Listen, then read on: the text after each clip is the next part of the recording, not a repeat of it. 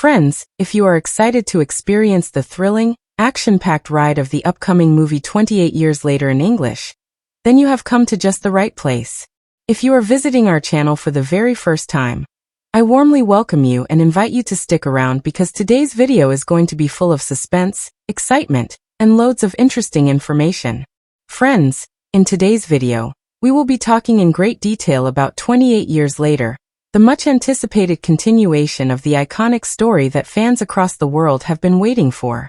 We will explore what this movie is all about, where you can watch it, and the most fascinating and lesser-known facts related to this film that will keep you fully engaged.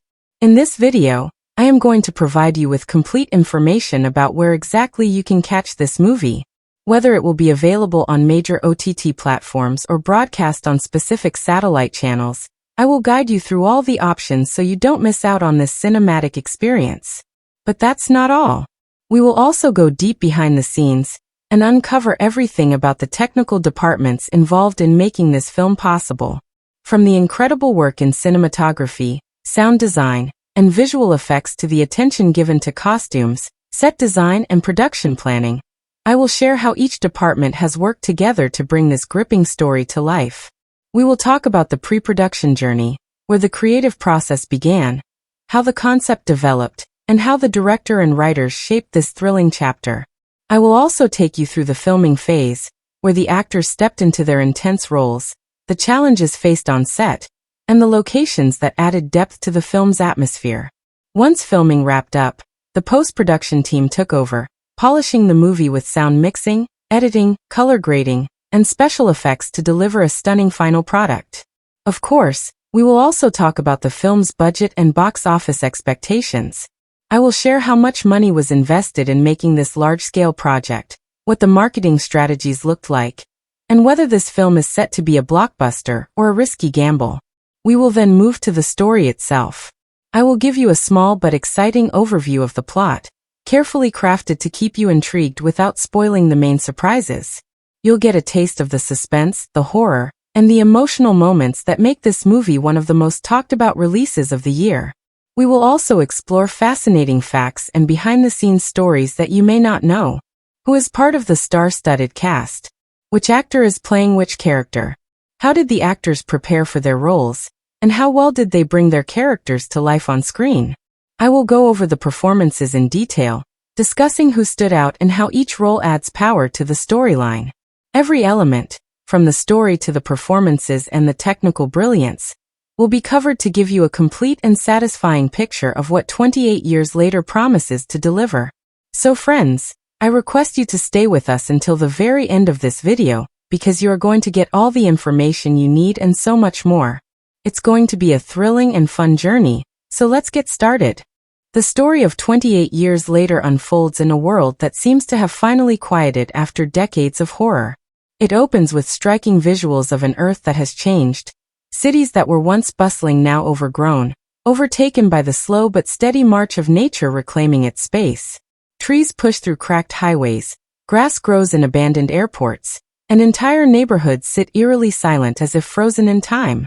The virus that once turned humans into terrifying, uncontrollable monsters has become something of a legend for the newer generation. The rage virus is now whispered about in stories, the kind that sound almost too horrific to be real, and most people believe the nightmare is over.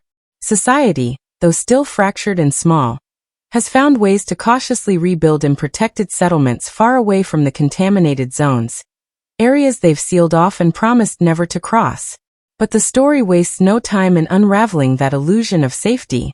It begins with the curiosity of the young, those who have no personal memory of the outbreak, but feel invincible in their distance from the past.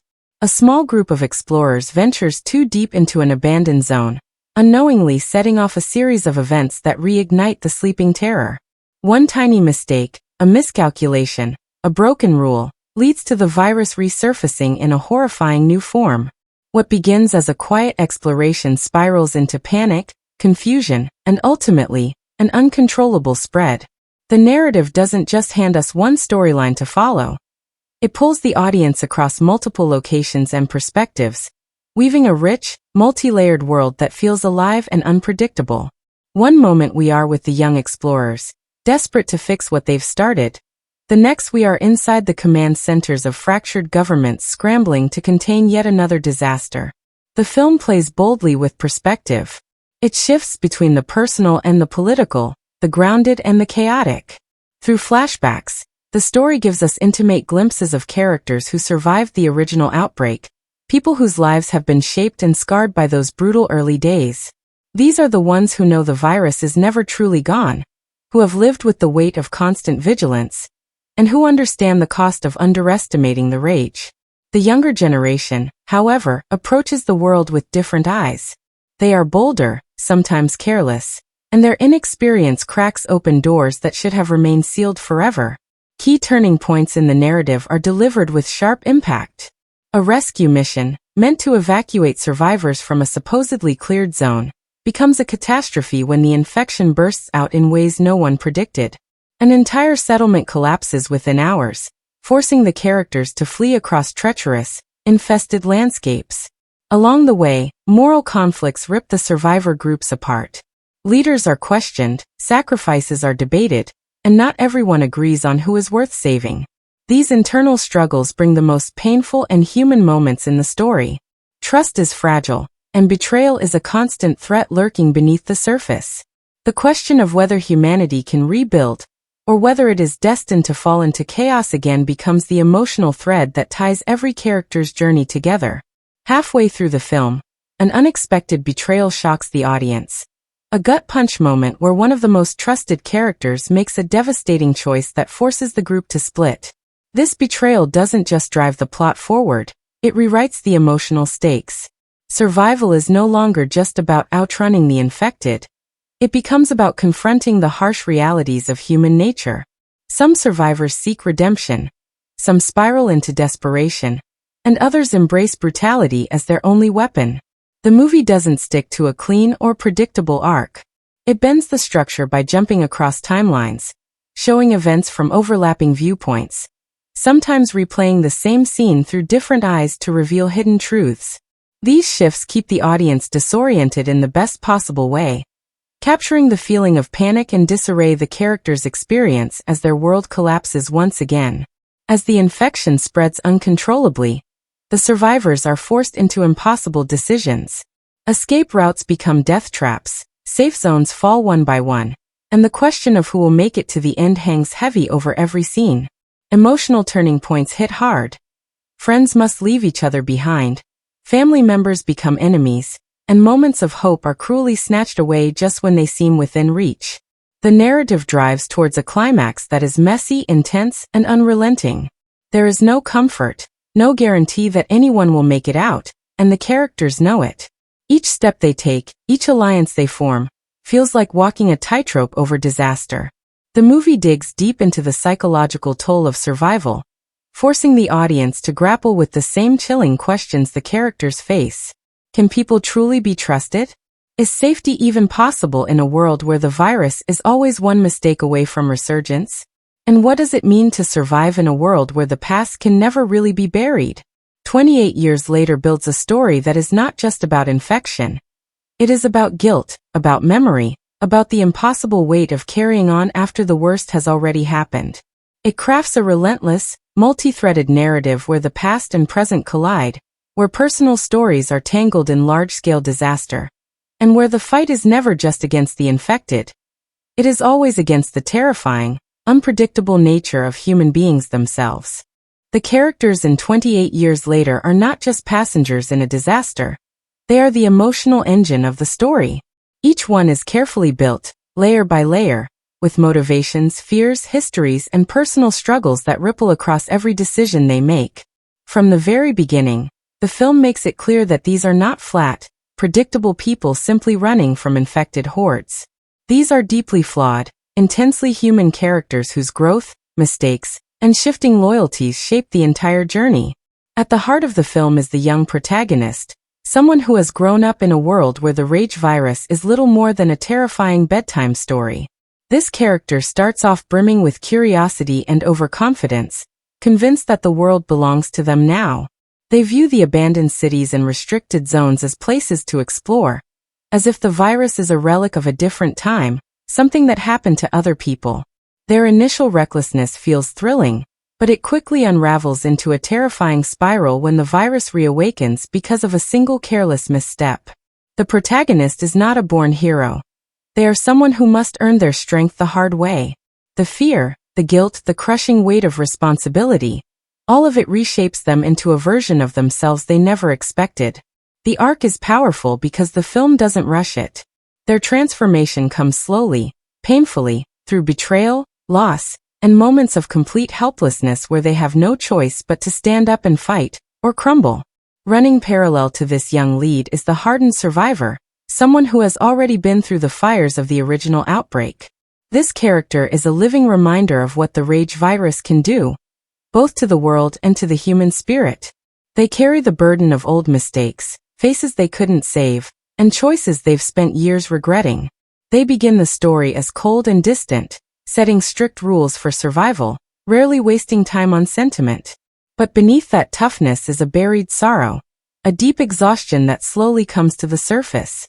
Their bond with the young protagonist doesn't develop through dramatic speeches. It is built through small, quiet moments where their walls crack, where they reveal their vulnerability in actions rather than words. Their character growth is not about becoming soft, but about rediscovering what it means to care, even in a world where caring can be the deadliest weakness. The film doesn't stop with these two.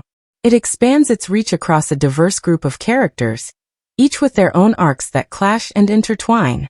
There is the charismatic leader of a survivor community, someone who seems to have the answers, the plans, the discipline to keep people alive.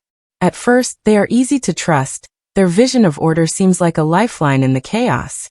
But as the story digs deeper, their leadership is revealed to be something much darker. They manipulate, they sacrifice, and they twist the narrative to keep their power intact. Their descent into cold pragmatism raises uncomfortable questions. Is it better to be safe under brutal rule, or to risk freedom in a world that has no mercy? Their arc is not about losing control. It's about how control can rot into tyranny when survival becomes the only goal. One of the most heart-wrenching character journeys belongs to the quiet, loyal friend, the one who stands by the protagonist at every turn, until they don't. This character's story is steeped in fear, the kind that festers under pressure. As the infected close in, as escape routes vanish, as safe zones collapse one by one, this character begins to crack. They are consumed by the belief that they are cursed to watch everyone around them die. Their eventual betrayal feels shocking, but the film leaves careful breadcrumbs along the way. They are not a villain. They are someone who truly believes they have no other choice, that their actions, though devastating, are the only way to protect themselves or the people they love. Their betrayal isn't fueled by greed or malice. It is born from terror, guilt, and the unbearable weight of watching friends fall, over and over again. The emotional punch lands hard because the audience is forced to understand them, even as their choices hurt everyone else. Relationships throughout the film are put under a magnifying glass and repeatedly crushed under impossible circumstances. A sibling relationship, once full of trust, frays into suspicion when survival takes precedence over family loyalty. A mentor-student dynamic twists when desperation forces one to abandon the other. A community built on shared trauma splinters when different visions of safety collide. Love is tested, trust is broken, and sometimes forgiveness simply isn't an option. But even in all this darkness, there are flickers of connection that refuse to die. There are characters who risk everything for each other, not because it's the smart move, but because that's what keeps them human. What's brilliant about the character development in 28 years later is that no one is allowed to stay still. Characters who begin as protectors sometimes slide into selfishness. Characters who seem reckless at first grow into careful leaders. Some harden, some soften, some collapse under the weight of their choices. There is no safe space for these people, not just physically but emotionally. The story pushes them to their limits, forces them to make decisions with no good answers, and leaves them to live with the consequences. The film uses its characters not just to survive the plot but to shape it, to fuel it, to twist it in new directions. The betrayals feel earned, the sacrifices feel agonizing, the victories feel fragile. Every moment where a character stands their ground, every time someone chooses another over themselves, every decision to run, fight, or abandon. All of these are painted with raw, human complexity. No one is a perfect hero. No one is a pure villain. Everyone is struggling, scrambling, trying to hold on to something real in a world where everything can collapse in seconds. By the time the story reaches its peak, the characters are unrecognizable from where they began. Not because the plot demanded it, but because the world they live in refused to let them stay the same. The rage virus is not just a monster outside their walls. It's a force that digs into their choices, their morality, and their ability to trust, love, and lead. The characters are reshaped by the journey in ways that feel brutally real, beautifully messy, and endlessly compelling. The performances in 28 Years Later are not just impressive. They are the lifeblood of the film. Every actor, from the leads to the smallest supporting roles, throws themselves into the story with such intensity that it stops feeling like a film and starts to feel like a window into a world teetering on the edge of collapse. The characters don't simply exist on the screen. They live, they breathe, they crack, they fight, and they fall apart in ways that feel almost too real to watch comfortably. The actors carry the weight of the world in their eyes, in the heaviness of their movements, and in the rawness of their emotions, bringing a depth to their performances that makes every moment feel urgent and alive. The lead actor's performance is a masterclass in emotional evolution. At the beginning, they move with a restless, almost reckless curiosity, their energy full of youthful impatience. There is a spark of excitement in their eyes, a hunger for discovery that makes them bold, sometimes dangerously so. This early version of the character feels untouched by real tragedy, and the actor plays that confidence so naturally that the audience can't help but be drawn in. But as the story progresses and the horrors of the new outbreak begin to close in, the transformation is gradual but unrelenting. The confidence begins to crack. The fear sets in, first in their trembling hands, then in their exhausted posture, then in the tightening of their voice as they try to cling to some kind of control. The actor makes this unraveling feel painfully authentic, never skipping steps, never jumping too quickly to despair or bravery. Each step in the character's evolution is carefully earned, making their eventual toughness feel like the result of real scars, not just a convenient story arc. By the later stages of the film, when the character is forced to make life or death decisions, the weight of their journey is written all over them. They no longer move like someone exploring a playground. They move like someone who has lost too much, seen too much, and has no choice but to keep going. Standing opposite this lead is the actor who portrays the hardened survivor, the one who has lived through the worst days of the original outbreak. This performance is a quiet storm of grief, guilt, and cold calculation. The actor doesn't need grand speeches to show their depth. Instead, they use silence, weary glances, and the heavy way they carry their body to tell the story of someone who has seen the world collapse more than once. There's a crushing tiredness in the way they walk, in the way they assess every situation, always expecting the worst. But what makes this performance unforgettable is the subtle way they let their emotional walls slip. The change is never loud, never obvious, but it's there, in the way their voice softens, in the way they hesitate to leave someone behind, in the brief flashes of fear that they try to suppress. These tiny moments build up until the final reveal of their deepest regrets. And when it hits with full force because the actor has spent so much time holding it back. They become the reluctant mentor, the gruff protector who doesn't know how to say they care, but shows it in the way they stay, fight, and sacrifice. One of the film's standout performances comes from the actor playing the leader of the survivor community, a role that demands a fine balance between charisma and menace. This character is calm, commanding, and carries themselves with a quiet authority that instantly draws people in. The actor plays this role with such skill that their speeches feel convincing, their decisions seem rational, and their leadership appears necessary. But lurking just beneath this composed exterior is something far colder. As the story peels back the layers, the actor smoothly transitions from trusted leader to ruthless strategist, revealing a character who sees people as assets or obstacles rather than as lives to protect. The shift is terrifying because the performance never fully discards the charm. It simply becomes a weapon. Even when the character's methods grow increasingly brutal, the actor maintains a careful control that makes every word, every gesture feel deliberate and calculating. They don't need to shout to command attention. Their quiet authority is far more unsettling. It's a performance that lingers, making the audience question whether safety under someone like this is truly safety at all. Then there's the performance of the loyal friend, the character who carries one of the most painful arcs in the story. The actor infuses this role with warmth and vulnerability from the start. They feel like the heart of the group, the steady presence who seems too loyal, too kind to ever fall apart. But that's what makes their eventual betrayal so emotionally devastating.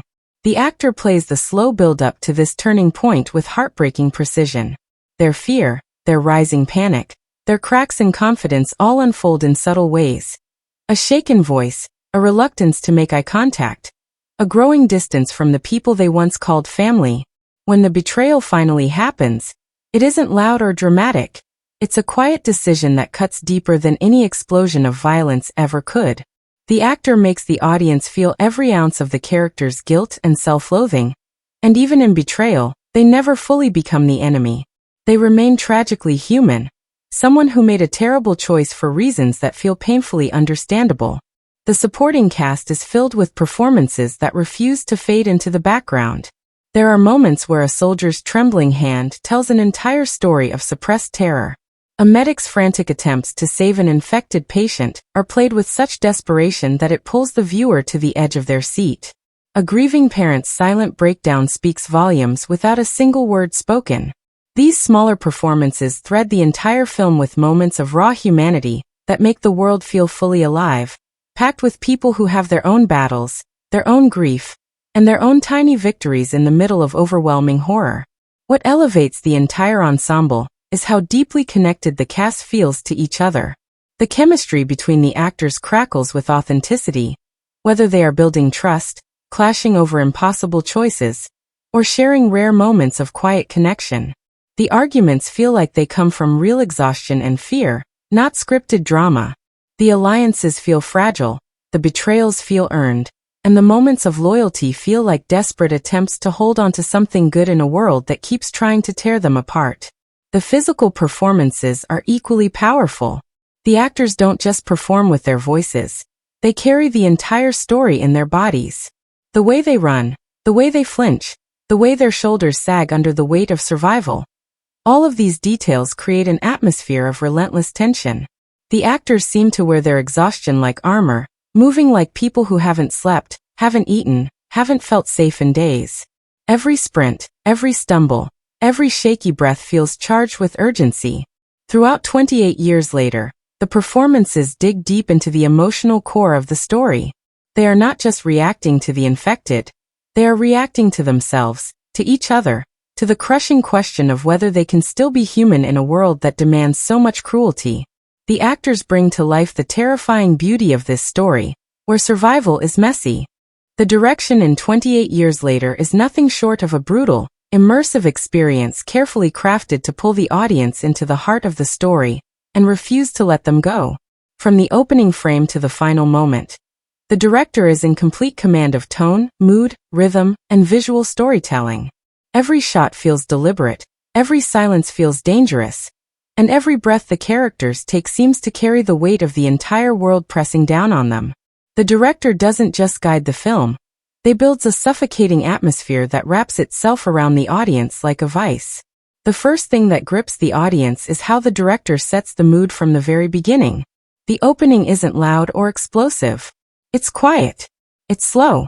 The director lingers on the ruins of cities, the sound of wind brushing past hollow buildings, the overgrown streets where nature has crept back in to reclaim what humanity lost. This calm isn't comforting. It's the kind of quiet that screams danger. The director uses the silence to create a mood that is unsettling from the first moment, inviting the audience to feel the emptiness, to feel the weight of what's missing, and to wonder what's lurking just beyond the edge of the frame. The pacing throughout the film is masterfully handled. The director knows exactly when to let the story breathe, and when to slam the gas pedal down without warning. The film drifts between long, suspenseful scenes that simmer with tension and sudden bursts of chaotic terror that crash through the calm like a hammer. The director balances these shifts perfectly, creating a rhythm that keeps the audience constantly on edge. Just when it feels like the characters are safe, just when the pacing slows enough for the audience to exhale, the director flips the scene, pulling the rug out and plunging everyone back into panic. The unpredictability of this pacing is what keeps the tension razor sharp.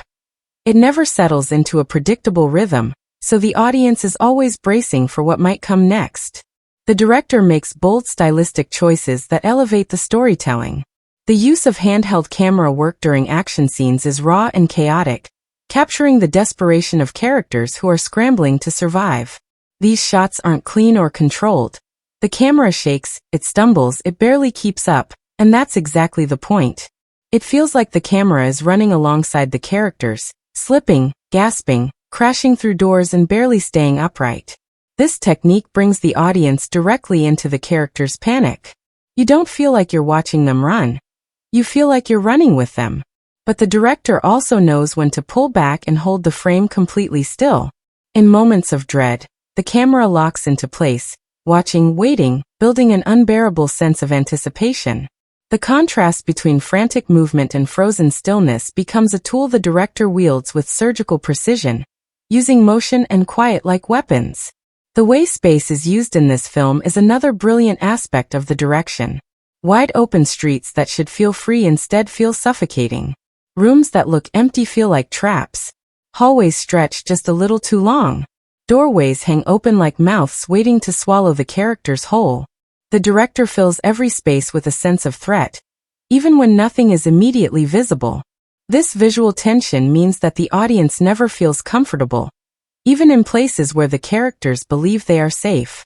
The geography of the world becomes part of the horror, because the director makes the environment itself feel like an unpredictable enemy. The director doesn't rely on constant visual shock to maintain fear. Instead, they use restraint to incredible effect. Some of the scariest moments are not when the infected are charging on screen, but when they are just out of sight. A distant noise, a shadow that passes too quickly, a door that wasn't open a moment ago. These details creep into the film with the kind of quiet menace that burrows under the skin. The director's decision to let fear build in these small, almost invisible ways gives the film a constant pulse of dread that doesn't need to scream to be heard. The director's control over time and perspective is one of the film's most powerful storytelling tools. The narrative bends and folds, jumping between different character viewpoints and occasionally circling back to replay key moments from a new angle. These shifts don't just offer clever storytelling, they change the way the audience understands the stakes. What seems like a small decision from one character's perspective turns out to have massive, unforeseen consequences when seen from another. The director choreographs these narrative shifts carefully, never losing the audience, always layering the story in a way that feels like peeling back hidden corners of the world. Visually, the film evolves as the story grows darker. The director carefully shifts the color palette throughout the runtime. Early scenes are muted and washed out, almost drained of life, mirroring the false calm the characters feel in the beginning. As the story descends into chaos, the visuals grow harsher, the shadows deepen, the lighting becomes more aggressive, and the sense of visual safety disappears. The director uses light and shadow to frame the characters in ways that make their isolation, their desperation, and their fear feel enormous. Characters are often swallowed by their surroundings. Tiny figures moving through vast, decaying spaces, dwarfed by the world that has collapsed around them. Sound is used with exceptional restraint and precision. The director understands that silence can be far more terrifying than noise. Entire sequences play out with minimal sound. No music, no dialogue, just the faint sounds of breathing, footsteps, or something scraping in the distance. And when the rage virus strikes, the sound design erupts into a brutal wall of screams, pounding footsteps, and frantic collisions. But the director always knows when to cut the sound completely, letting the absence of noise make the audience's skin crawl. The moments when the characters freeze, when they hold their breath, when the world goes deadly quiet. These are some of the most intense, unbearable stretches of the film, and the director orchestrates them perfectly. The performances from the cast are pulled into focus by the director's ability to build trust and space for them to explore their characters fully. The director allows the actors to lean into silences, to sit in their emotions, to wrestle with their choices without rushing the moments. The director pushes for emotional honesty, letting grief, Guilt, rage, and fear sit heavily in the room without forcing them into melodrama. The actors are guided to deliver performances that feel painfully real, and the director carefully crafts the scenes to let those emotions hit with full force. Throughout 28 years later, the director demonstrates a relentless commitment to building a world that is unpredictable, suffocating, and emotionally charged. The pacing grips the audience by the throat. The visuals frame a world where safety is always out of reach. The sound builds tension in the quietest spaces, and the perspective shifts keep the story feeling fresh, layered, and dangerous. The director never lets go of the story's humanity, anchoring the brutal survival horror with intimate, character-driven moments that cut as deeply as the chases and the violence. The cinematography in 28 years later doesn't just capture the story, it weaponizes it. It's a visual force that drags the audience into the grime, into the silence, into the blood-soaked panic of this collapsing world, and never lets them look away.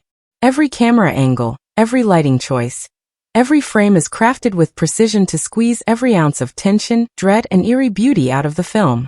The cinematographer doesn't simply point the camera at the action. They create a living, breathing nightmare where the visuals constantly push the viewer deeper into the character's terror, exhaustion, and fleeting moments of fragile hope. The camera angles are some of the most aggressive and emotionally charged tools in the film's arsenal. Wide, high-angle shots dominate the early moments, showing lone survivors swallowed by vast, abandoned cities and landscapes that seem to stretch endlessly, cold and silent. These aren't peaceful, scenic views. They're heavy with loneliness and the looming threat of something just out of sight. The cinematographer uses these grand, open frames to make the characters feel small, powerless, barely hanging on in a world that's no longer theirs.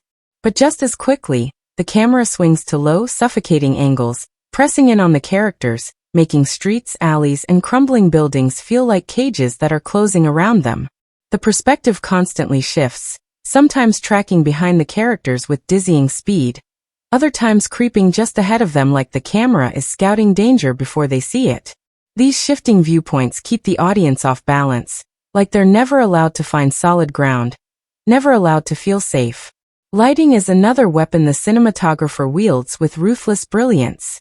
Early in the film, the light is pale, washed out, soft in a way that feels unnatural, like even the sun has grown tired of this world. Shadows fall long and slow across abandoned streets, and the light seems to bleach the life out of everything it touches. But as the story plunges into darker territory, the lighting becomes sharp, violent, jagged. Scenes in infected zones are lit with flickering fluorescence, headlights piercing through thick dust, flare guns erupting in bursts of brutal red. The cinematographer plays with contrast, slicing the screen into patches of violent light and suffocating darkness. There are long, harrowing moments where characters are swallowed by blackness, their shapes barely visible, their breathing the only sign they're still alive. This manipulation of light doesn't just set the mood. It shapes the terror, it tightens the grip around the audience, it makes every shadow feel like it could come alive at any second. Framing is handled with surgical precision throughout the film. The cinematographer loves to isolate characters, pushing them to the edge of the frame, trapping them in doorways, windows, tight corridors, and broken fences. Even in moments of relative calm, the framing keeps them boxed in, cornered by their surroundings, dwarfed by the decaying world around them. One of the most unsettling techniques the cinematographer uses is the deliberate framing of the infected just outside the audience's immediate focus. Sometimes they're barely visible in the background, a flicker of movement near the edge of the screen, a shape that the characters don't see but the viewer does. It's a terrifying way to build dread, because the camera invites the audience to become hunters, scanning the background, desperate to spot the next threat before the characters walk right into it. There are moments of visual poetry scattered throughout the brutality. The cinematographer isn't afraid to find beauty in the decay. Overgrown playgrounds where rusted swings creak in the wind, fields of wildflowers blooming through cracked concrete, sunlight filtering through shattered stained glass windows. These images give the film texture, a haunting reminder that nature continues to grow even as society crumbles. These moments aren't distractions, they deepen the emotional weight of the story. They force the audience to remember that life, in some form, always pushes forward, even in the middle of the rage and the blood and the collapse. The movement of the camera tells its own story. During quiet, reflective moments, the cinematographer lets the camera drift slowly, almost tenderly, as if the world is holding its breath. But when panic erupts, the camera bolts into handheld chaos. It stumbles with the characters, sometimes too close, sometimes losing focus as if it's struggling to keep up with the frantic pace. This choice makes the action scenes feel immediate and messy, like the viewer is running right there alongside the characters, tripping over debris, gasping for breath, blinded by flashing lights and choking on dust. The shaky, erratic movements aren't a gimmick.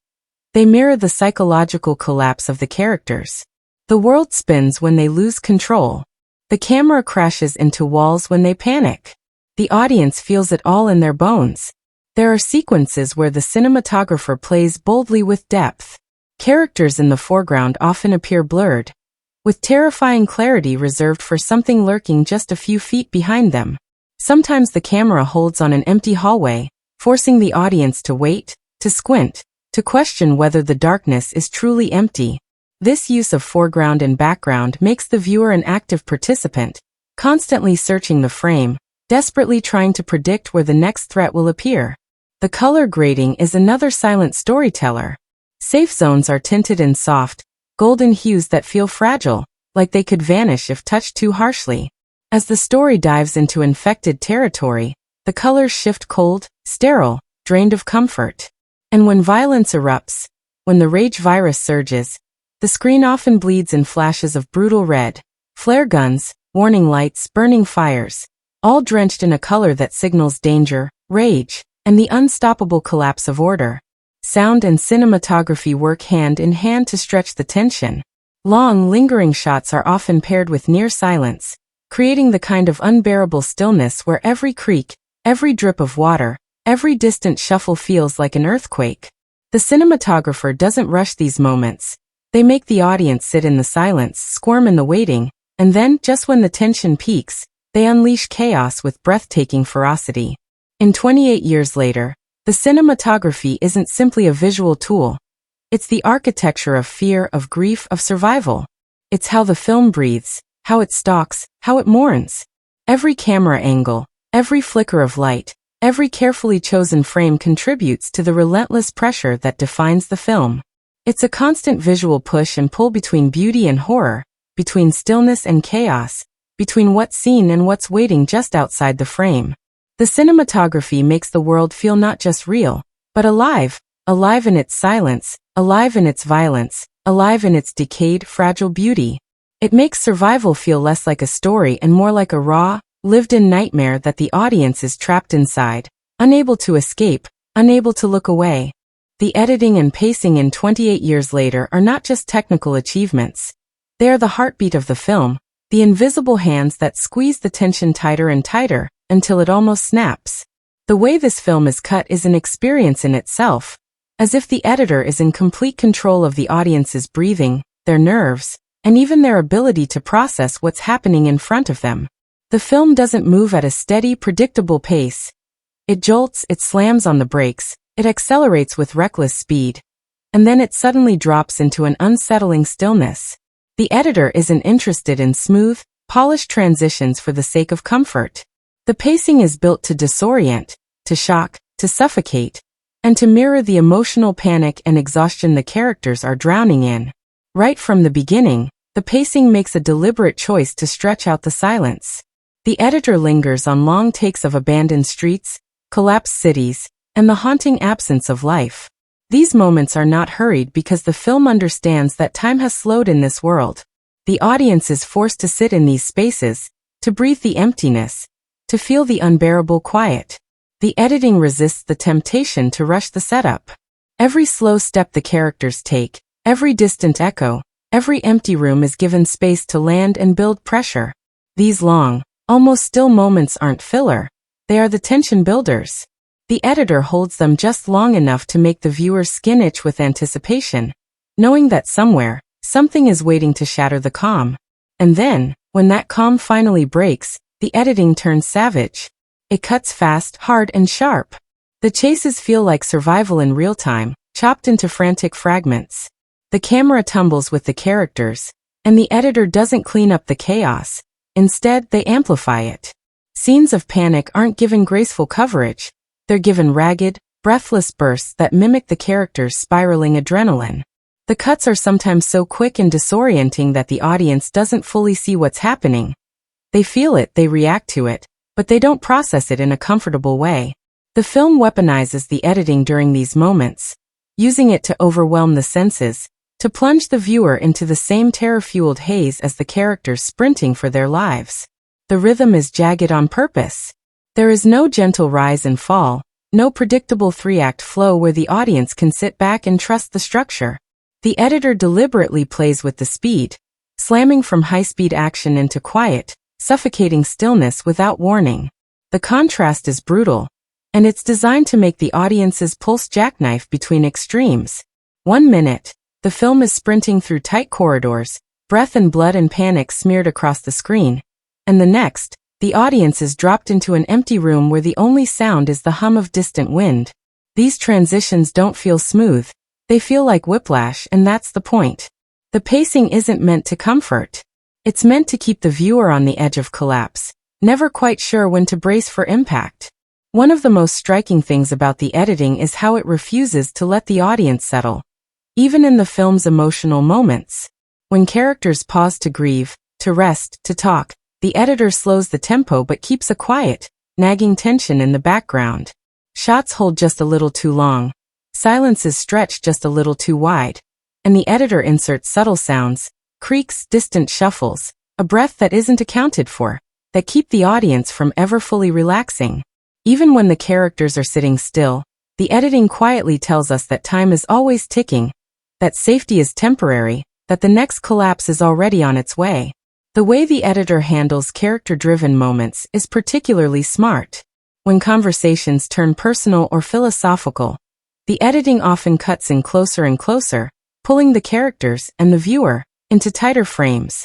The breathing slows, the pacing gives room for hesitation and doubt to settle in, and the film feels like it's giving its characters time to be human again.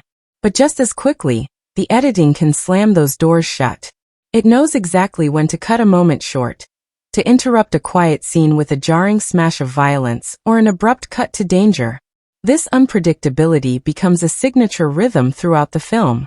Nothing is safe, not even the conversations. When the narrative shifts between different character groups or locations, the editing manages to create seamless, invisible connections. Sometimes this is done through sound.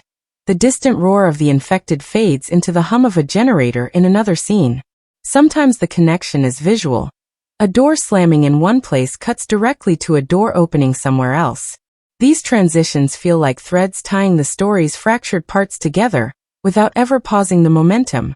The editor doesn't waste time explaining these shifts. They just happen naturally, urgently, always moving the story forward. Montage sequences in the film are used not just to pass time, but to emotionally reset the audience.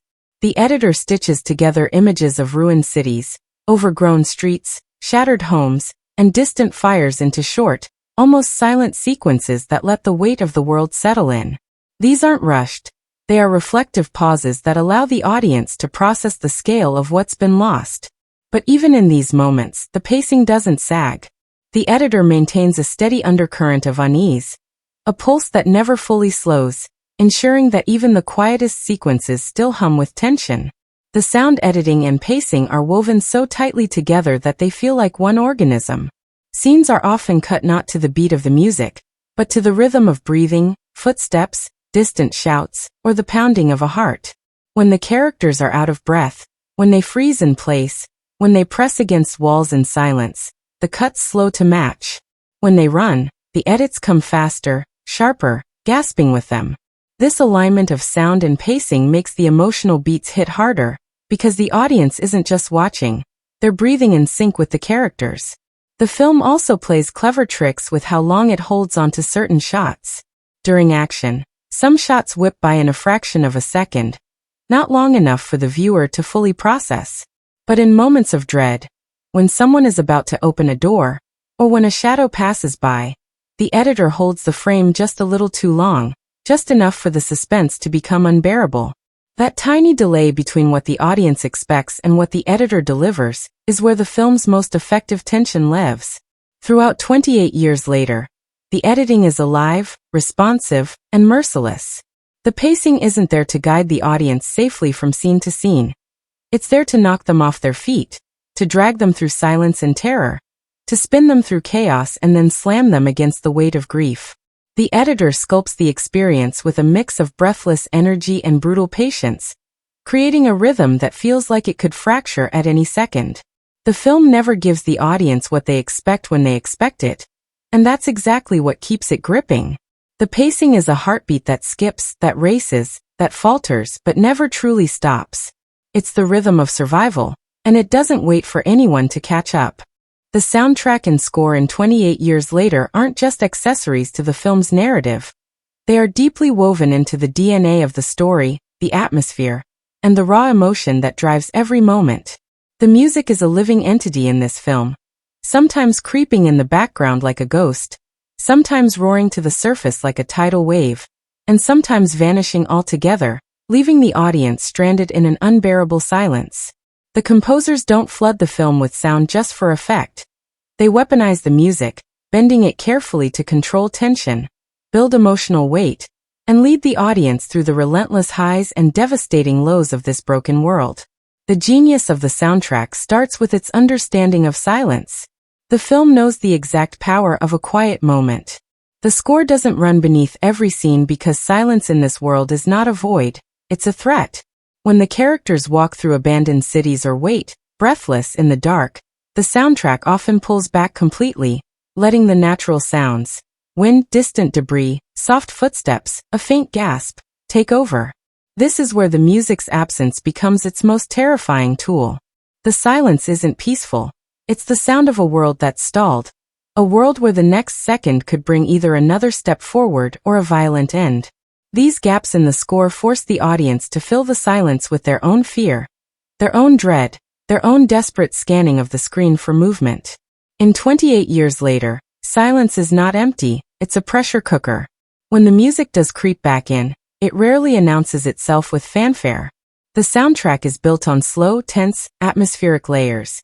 Deep bass that seems to rise from the earth, low drones that vibrate just beneath the conscious mind, barely their strings that hover in the distance. The score doesn't scream at the audience. It seeps into the scenes like fog, like static, like a low warning hum. The composers construct soundscapes that feel almost natural at first, but then they start to twist, stretching and distorting as the tension grows. There are moments where the audience can't quite tell when the music started, or where the boundary is between environmental sound and score. This blurring of lines is intentional. It creates a seamless, immersive atmosphere where the audience is not just watching the characters. They are standing with them, breathing with them, hearing the pulse of the world exactly as they do. The film also masterfully uses rhythmic, heartbeat-like pulses in the score to create physical tension in the body of the viewer. In the build-up to an ambush or a chase, the soundtrack sometimes falls into a repetitive, escalating rhythm that mimics a panicked heartbeat. These moments pull the audience's breath into sync with the rhythm of the scene, tricking them into feeling the characters' rising panic at a physical level. The music speeds up, and so does the pulse. It's not just tension, it's a visceral, shared panic attack that the score orchestrates with surgical precision. When the action erupts, the music often transforms from an ambient crawl to a thunderous, chaotic surge. The score doesn't follow traditional, heroic action beats. It becomes noise, overwhelming, sharp, raw, and fractured. In these sequences, the soundtrack is not designed to make the scene feel big or cinematic. It's meant to make the audience feel trapped, cornered, and desperate. The layers stack aggressively, pounding percussion, screeching metallic tones, distorted strings, all of them crashing into each other, fighting for space, just like the characters are fighting to survive. It's not a clean sound. It's deliberately messy, a wall of panic that refuses to let the viewer step back and observe. It drags them into the heart of the terror and holds them there. What makes the soundtrack truly exceptional is its ability to bring back small, recurring motifs that echo throughout the story. These musical fragments might begin as gentle piano notes in a quiet, reflective moment and then reappear later, twisted, slowed down, broken. The same melody that once accompanied a moment of calm or connection might return over a brutal scene of loss or despair, subtly reminding the audience of where the characters began and how much they've changed. The music becomes a memory, a ghost that haunts both the characters and the viewer. These motifs are not heavy-handed. They are whispered reminders, carefully tucked beneath the chaos, waiting to resurface at exactly the right moment to cut deep. There are also moments where the score steps forward to deliver fully composed, emotionally devastating pieces. These moments are rare, and they strike like lightning. When they arrive, the music is no longer abstract background texture.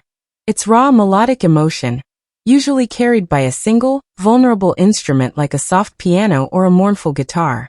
These tracks often accompany the film's most painful or quietly beautiful sequences, moments where the characters are not fighting but simply existing, remembering, grieving, hoping. The music here feels exposed, stripped of protection, like the soundtrack itself has let its guard down for just a second. These moments often echo long after the scene ends, the melody lingering in the audience's head as the story pushes forward. The way the score interacts with the film's pacing is another mark of its brilliance. The music rarely fades in and out on clean, comfortable beats. Sometimes it creeps in under the tail end of a chaotic scene, as if bleeding from one emotional state into another. Other times it abruptly cuts, leaving the audience hanging in the silence with no soft landing. These transitions are jagged, often coming a fraction of a second before or after a viewer might expect. This subtle unpredictability keeps the audience constantly off balance, unsure of when to brace, unsure of when the next wave of sound or silence will hit. The sound design team and the composers work together to blend the score so seamlessly into the film's soundscape that sometimes the music almost feels like it's coming from the ruined environment itself. The creak of a metal door, the buzz of broken electrical wires, the distant thunder, all of these blend into the music, and the music blends into them. The city itself hums with the same frequencies as the score. This creates the illusion that the world is singing its own broken, mournful song. A song of decay, violence, and the slow crawl of time. When the infected appear, the soundtrack explodes. The music often shifts to jagged, staccato bursts that mimic the unpredictable rage of the infected themselves. The sound during these moments is not clean. It's fragmented, fractured, often on the verge of collapse. The score matches the infected's brutal, relentless energy, and it refuses to give the audience a clear, heroic melody to latch onto. The music isn't fighting for the characters, it's fighting against them, pressing down on them with suffocating force, smothering the escape routes, making the survival feel even more unlikely. But the most brilliant moments of the soundtrack come when the film pulls back completely. These moments, where the music fades to nothing and the world falls into eerie silence, are often the most terrifying. Without the guiding hand of the score, the audience is left to sit in the uncertainty, to listen to the tiny sounds of survival, the scratch of shoes against gravel, the ragged breath of someone hiding, the distant echo of something moving that should not be moving. The themes and messages in 28 years later ripple through the film like fault lines, cracking open every scene, every character, every desperate decision. This isn't just a film about surviving in a post-apocalyptic world. It's a brutal meditation on what survival does to the soul, to communities, to the very idea of humanity. The story burrows deep into what happens when society's scaffolding collapses, and the only thing left standing is instinct. And even that instinct, the film suggests, might be a double-edged sword. One of the most harrowing themes the film relentlessly pushes forward is the erosion of morality under extreme pressure. In the world of 28 years later, the comfortable definitions of right and wrong don't hold up anymore. The story forces its characters to confront moral choices where every option comes soaked in guilt. It repeatedly asks, when you're cornered by starvation, betrayal, and the constant threat of infection, does morality survive? The characters' decisions are not heroic. They are messy, desperate, and often selfish. The film strips away the luxury of safe, noble choices. Survival here means stepping into the murkiest corners of human behavior, and the audience is never allowed to stand apart and judge from a distance. The film pulls the viewer in close, forcing them to feel the weight of decisions where there is no clear right answer, only degrees of loss. Running parallel to this is the chilling theme of human infection, not just the biological disease, but the emotional and psychological contagion of violence. The film is terrifying not simply because of the infected but because of the survivors. Time and again, the story presents humans who mirror the rage-driven brutality of the infected, but without the excuse of a virus. It suggests that the rage, the violence, the primal instinct to dominate and destroy, it was always there. The virus didn't invent it, it simply made it visible. The survivors carry that rage in quieter, colder forms. They enforce brutal hierarchies, they abandon the weak, they build safety on the bones of others. The film plays with this idea masterfully, weaving it into the DNA of the narrative until the viewer begins to question whether the real threat is the infected charging through the streets, or the humans calmly building their own versions of power. The film also dives deeply into the theme of memory, not as nostalgia but as a burden. The past in 28 years later is not a place anyone can return to. It's a ghost that follows the characters through every ruined building and empty city. The story does not allow the characters to escape what they've lost. They walk through the skeletal remains of their old lives, surrounded by constant reminders of how the world used to be. Memory isn't sweet here, it's suffocating. It's the weight of the family that's gone, the homes that are now silent, the world that collapsed before anyone could save it. Characters are not simply haunted by the dead. They are haunted by the life they can never have again. And the more they walk through this shattered world, the heavier that memory becomes. It's not just the rage virus that threatens to break them. It's the crushing, inescapable presence of what used to be. The film's exploration of isolation is just as suffocating. Even when characters travel together, the film shows that survival is a lonely road. Trust is always fragile, alliances are always temporary, and the longer someone survives, the more alone they become. The silence in this film is not peaceful, it's an emotional chasm. Characters move through enormous, empty spaces where their footsteps echo louder than their voices, and that emptiness becomes part of their psychological decay. The film leans into this theme by using wide, sweeping shots that dwarf the survivors in their environment, constantly reminding them, and the audience, how small, how vulnerable, how utterly alone they are. Even moments of connection between characters carry a lingering question. How long will this person stay? How long before they're gone too? The collapse of organized power is another theme that grips the story like a vice. Governments have fallen, militaries have fractured. Safe zones are illusions at best. The film doesn't show the typical story of rebuilding a new world. It shows what grows in the cracks. Leadership in this world often belongs to those who seize it, those who weaponize fear to control what's left.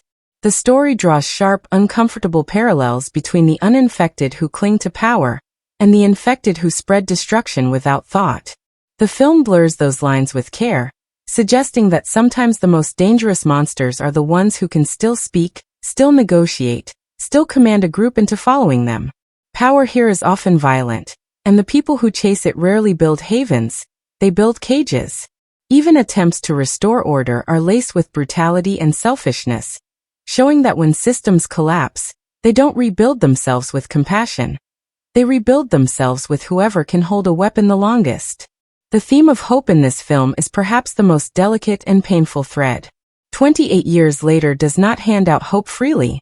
It offers slivers of it, rumors of safety, glimpses of kindness, the faintest spark of something better, and then brutally tests whether the characters can hold on to it. Hope is fragile in this world. It flickers, it taunts, it leads people into danger as often as it saves them. The film constantly toys with the idea that hope might be the very thing that kills you, that the refusal to give up could drag you into even darker places. And yet, the characters chase it anyway.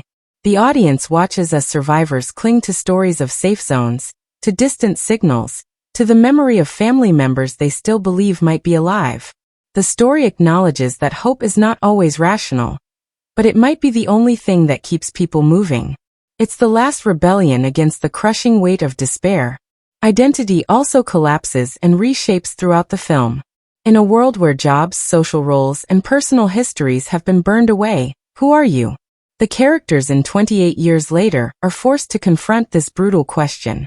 Some rebuild themselves as leaders, others shrink into shadows, some lash out in violence, and some desperately try to preserve the pieces of who they once were. The story challenges whether identity is something we carry from the old world, or something we're forced to invent in the wreckage. The film digs into the idea that when the world strips everything else away, titles, families, homes, the only identity that might remain is what we choose to become in the fight to stay alive. A deeply unsettling theme that creeps into the story is the legacy of trauma. The events of the past have not vanished, they have echoed forward, shaping the next generation of survivors. Some characters have grown up entirely in this infected landscape, knowing nothing else. For them, the old world is not a memory, it's a myth. The film plays with this generational divide, showing how some carry the unbearable weight of remembering what was lost, while others are shaped only by the brutality of what is.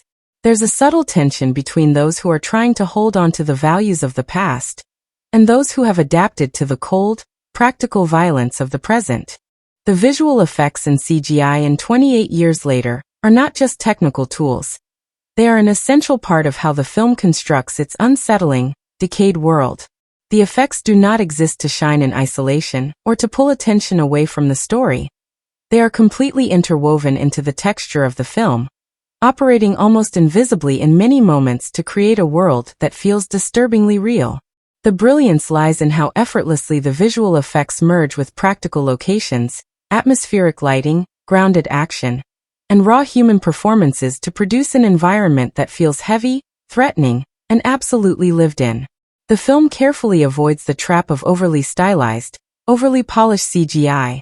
It understands that the key to immersing the audience in this broken world is not by dazzling them with grand, artificial vistas, but by layering small, precise, meticulously designed imperfections into every frame.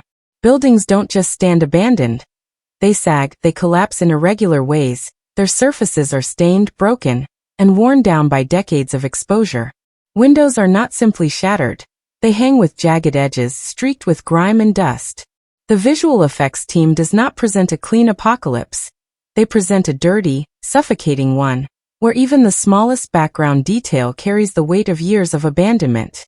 This is where the film's environmental CGI becomes something quietly extraordinary.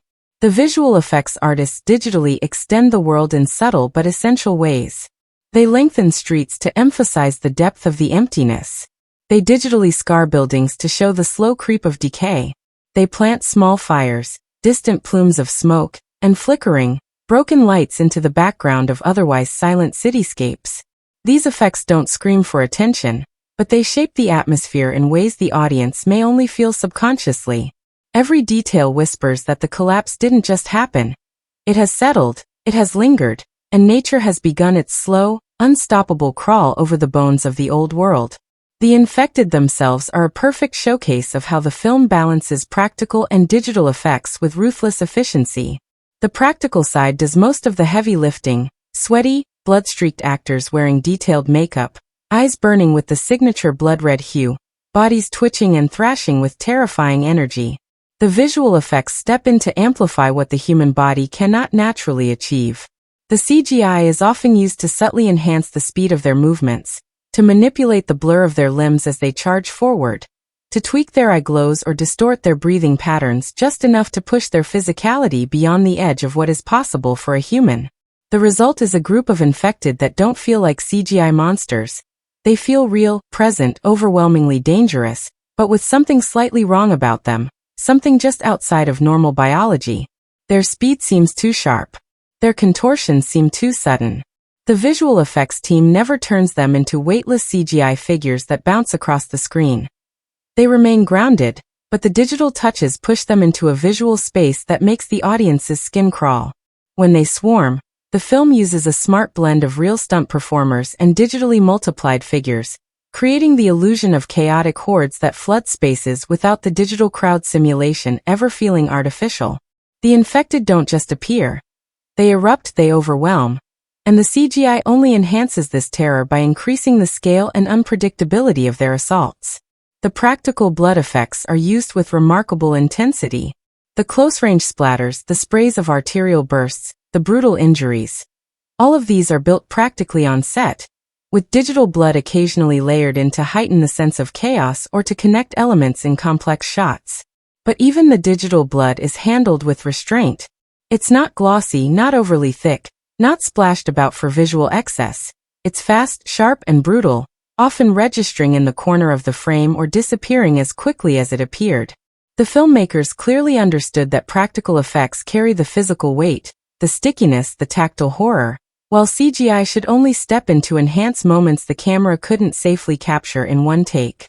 The environmental effects are some of the most beautifully haunting aspects of the visual design.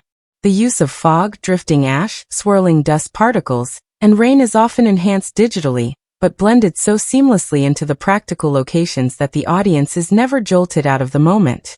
The fog doesn't just fill a space, it rolls in with purpose, swallowing streets and closing off visibility in ways that increase the tension tenfold. The digital sky is often painted to look oppressively overcast, with sickly hues of green, gray, and pale yellow seeping into the atmosphere, giving even the daylight scenes a sense of unease. When the sun breaks through, it feels harsh, not warm, slicing through the fog like a spotlight in a silent horror. The way the sky is digitally manipulated throughout the film subtly shapes the emotional temperature of every scene, making the world feel sick, tired, and permanently on the verge of collapse. The action sequences involving larger structures collapsing, debris flying, and infected bursting through barriers use CGI in a way that feels purposefully rough, almost like the destruction is happening too fast to be properly processed. The filmmakers don't slow these moments down to highlight the CGI. They keep them jagged, abrupt, messy, which actually makes the visual effects feel more real. Walls don't collapse in perfect arcs. They crumble unpredictably, chunks flying in irregular directions, often forcing the camera to jerk away or the characters to be knocked out of frame. The CGI doesn't aim for visual elegance, it aims for panic. It gives the destruction weight, unpredictability, and danger.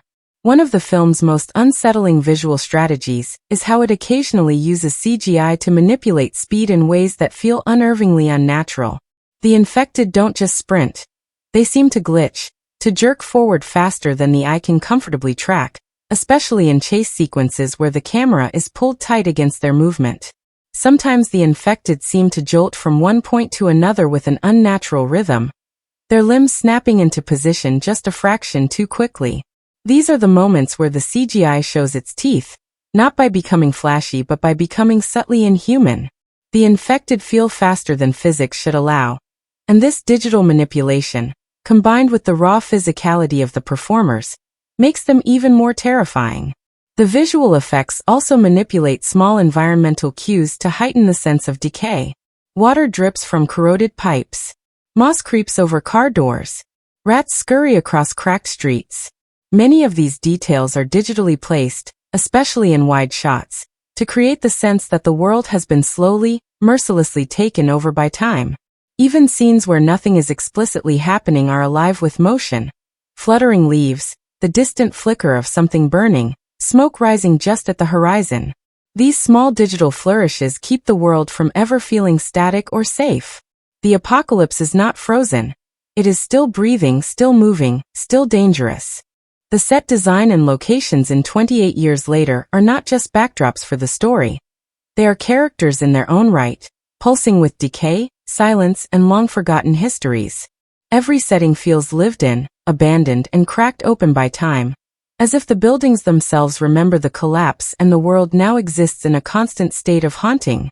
The film's production design pulls the audience into a place where survival isn't just about dodging the infected.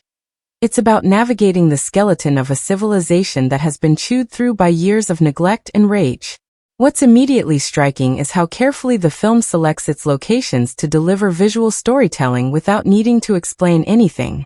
The empty streets are not just quiet. They are oppressively silent, wide open spaces where the weight of absence presses against the characters. The sheer emptiness of these urban locations is unnerving. Cities that should be alive with traffic, chatter, and movement instead stretch out in eerie, breathless stillness. These aren't sterile, freshly abandoned spaces either. They are soaked in layers of grime, graffiti, peeling posters, and structural decay. The production team clearly chose locations that could be transformed into believable ruins, but they didn't stop at picking the right streets. They meticulously dressed every scene with props that whisper stories of the people who fled or died there. The small, almost incidental details in the set design are what make the world feel so fully realized. Bicycles left abandoned mid-ride. Cups of coffee still sitting on outdoor tables, now caked in dust. Children's toys half submerged in puddles. Suitcases spilled open on sidewalks, their contents damp and scattered. These props aren't just decoration. They tell the story of panic, of people who left quickly, of lives that were ripped apart without warning. The production design leans into this chaos, ensuring that no space feels too clean, no setting feels too carefully staged. It all looks and feels like the aftermath of real fear. The interiors are just as rich and layered. Safe houses are dark, cluttered spaces packed with makeshift barricades, scavenged supplies, and walls scribbled with desperate notes or warnings. Homes that were once cozy now sit in silent disarray, with food rotting on tables, furniture toppled over, and windows shattered. These settings aren't exaggerated. They feel scarily plausible, as if the characters have simply stepped into the kind of places that would be left behind in a real disaster. The production design team clearly understood that the set itself should carry the emotional history of the world, and every corner of every location feels heavy with that unseen past. One of the most visually compelling spaces in the film is the overgrown countryside, where nature has begun to claw back the land. The juxtaposition of rotting vehicles rusting in the grass, broken down fences, and cracked asphalt slowly being swallowed by greenery gives the film a strange, almost poetic contrast. It's as if the natural world is reclaiming what human beings abandoned, and the production design amplifies this by carefully selecting rural locations that feel untamed and quietly dangerous. These settings offer no comfort. The emptiness of the cities may feel suffocating, but the vastness of the countryside feels equally threatening, stretching on and on without the safety of walls or locked doors. The military installations and survivor compounds carry a brutal, utilitarian aesthetic. They aren't polished or orderly. They are patched-together fortresses built from scraps of the old world. Barricades made from piled-up cars, fences strung together with whatever could be salvaged, grimy tents housing the last fragments of organized resistance. The production design leans into the idea that even the people trying to build safe spaces are doing so with desperation and limited resources. Nothing here feels stable. Everything looks like it could collapse under pressure, and that visual instability feeds the tension of the story.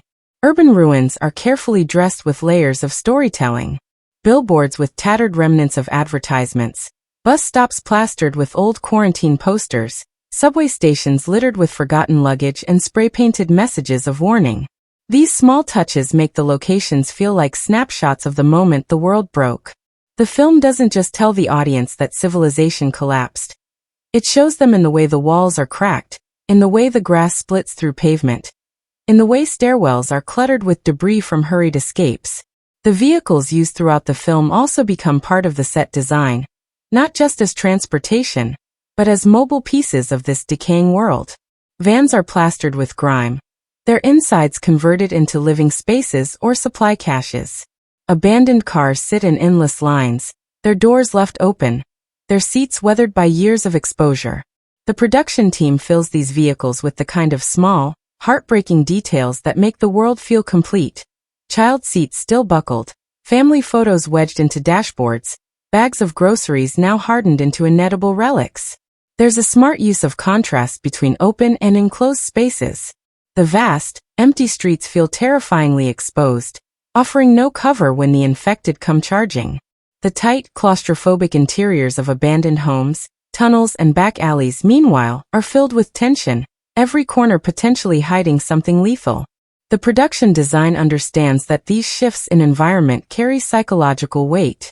Open spaces feel too large to defend. Closed spaces feel too easy to trap. Every location contributes to the constant sense of danger. Even the use of color in the set design reinforces the film's mood. The world is largely drained of bright, artificial color. Instead, there are muted earth tones, rusted metal, dirty whites, and cracked concrete grays. When splashes of color do appear, faded murals, old shop signs, abandoned playground equipment, they hit with a strange sadness, reminders of the vibrancy that has been wiped away. The palette of the locations feels sickly drained, as though the world itself is in the final stages of collapse. The film doesn't rely on expensive, purpose-built sets to create its world. It digs into real places and dresses them so convincingly that they feel like natural extensions of the story's collapse. The production design shows incredible restraint, knowing that sometimes less is more, and that the quiet ruin of a familiar place can be more haunting than the grandest visual spectacle. The scattered safe zones and survivor shelters are filled with details that reveal the story's harsh logic. Beds are built from scavenged wood and cloth. Food is stored in dented tins and battered coolers. Weapons are cobbled together from scrap and salvaged parts. The production design team has built a world where every object has a function, and everything feels repurposed. There is no room for luxury. Everything that remains must have a use, and even those uses are sometimes improvised. The locations never feel static. They feel like places that the story has passed through and left scarred. Streets aren't just empty. They're stained with dried blood, strewn with trash, and weathered by time. Buildings aren't simply abandoned. They're rotting from the inside, with floors collapsing and walls sagging. The attention to these layers of wear and decay make the world feel painfully authentic. The dialogue and script in 28 Years Later are as sharp and unrelenting as the world they inhabit. This isn't the kind of film where characters deliver long, poetic speeches about the meaning of life or wax lyrical about their losses. The script lives and breathes in the immediacy of survival, where words are often cut short by fear, panic, or exhaustion. The conversations don't feel written. They feel like desperate fragments of real people clinging to whatever scraps of connection they can find while the world crumbles around them. The brilliance of the dialogue is that it isn't about sounding smart or heroic. It's about sounding real. Every line carries weight because in this world, talking isn't cheap. It's a risk. Speaking too long might mean you're not listening to what's creeping up behind you. The film's dialogue is filled with silences, with broken sentences, with pauses where the characters don't need to explain what they're feeling because the look on their faces says it all. The script trusts the actors to carry that weight, and it's smart enough to know that sometimes the most powerful thing a character can say is nothing at all.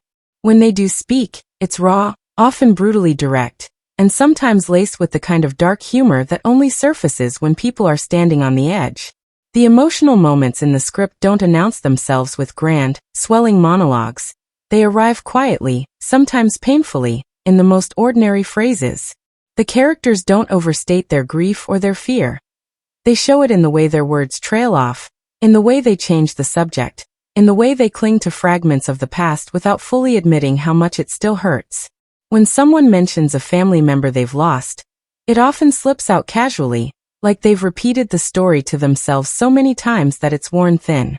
These moments don't need to be underlined. The script allows them to exist with subtlety, and that's what makes them hit so hard. There are flashes of sharp wit, but they're not the kind of rehearsed punchlines you'd find in lighter films.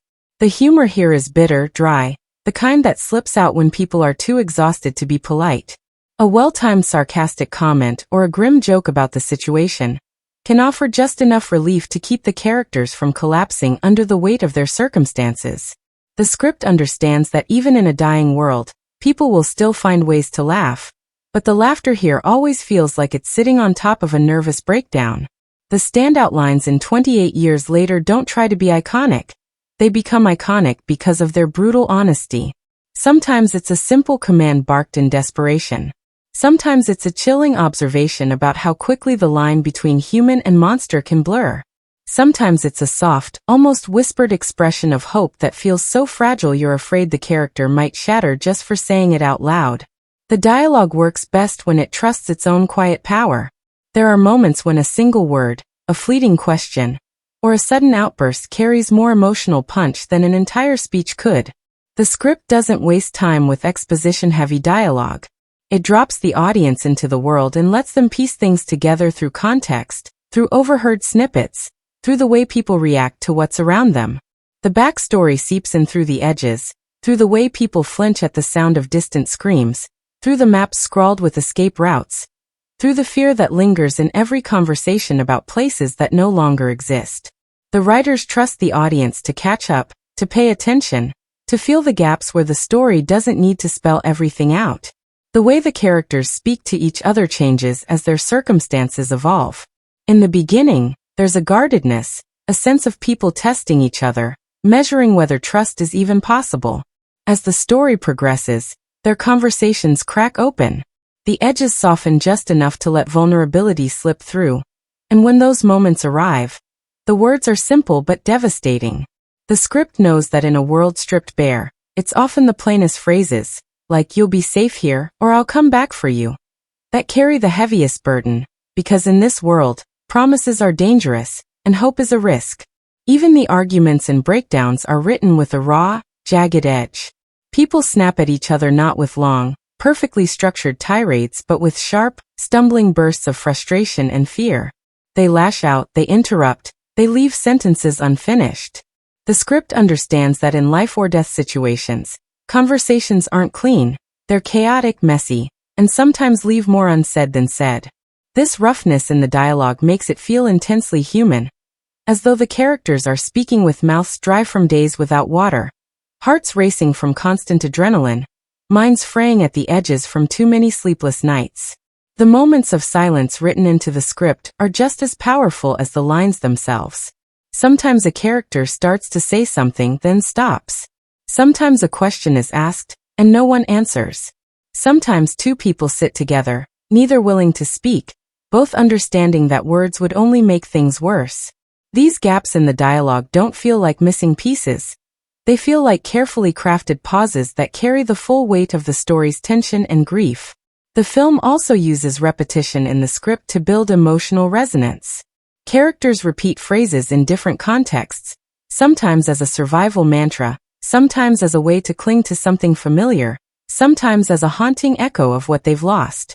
When a line resurfaces later in the story, it often carries a completely different emotional charge, hitting the audience with the force of everything that's changed since it was first spoken. The dialogue often captures the desperate pragmatism of survival. Characters don't have time for philosophical debates. They need to know where to go, what to do, who to trust. But beneath the surface of those quick, practical exchanges, the script allows moments of humanity to slip through. A character might ask, "Are you okay?" Not because they expect a real answer, but because it's the last shred of politeness they can hold on to. Someone might offer food not because they're generous, but because sharing is the only way they can remember who they used to be. There's a raw poetry in the sparseness of the dialogue. The film doesn't need grand speeches to explore love, fear, guilt, or hope. It needs short, brutally honest fragments that cut straight to the bone. When characters speak about their pasts, they do it in clipped phrases, as if saying too much would tear the wounds open all over again. When they speak about the future, their voices often falter, because in this world, the future is always uncertain, always dangerous. The script also allows small, personal stories to bubble up amidst the chaos. A memory of a meal, a mention of a sibling, a fleeting reference to a home long gone. These tiny moments give the characters dimension and make their struggle feel deeply personal. They aren't just fighting to stay alive, they're fighting to hold on to the scraps of who they are. Throughout 28 years later, the dialogue and script never step outside the world to sound clever for the sake of it. 28 years later walks into the post-apocalyptic horror genre with the heavy legacy of its predecessors sitting firmly on its shoulders, but instead of just playing the familiar beats, it pushes, twists, and sometimes completely subverts the genre's expectations. It's not satisfied with simply revisiting the formula of survivors running from infected hordes. It wants to dig deeper into what it really means to live in a world where humanity has been ripped apart and slowly, dangerously stitched back together in the wrong shape. The film knows the audience comes in expecting certain things. The chases, the jump scares, the frantic escapes, and the tragic losses.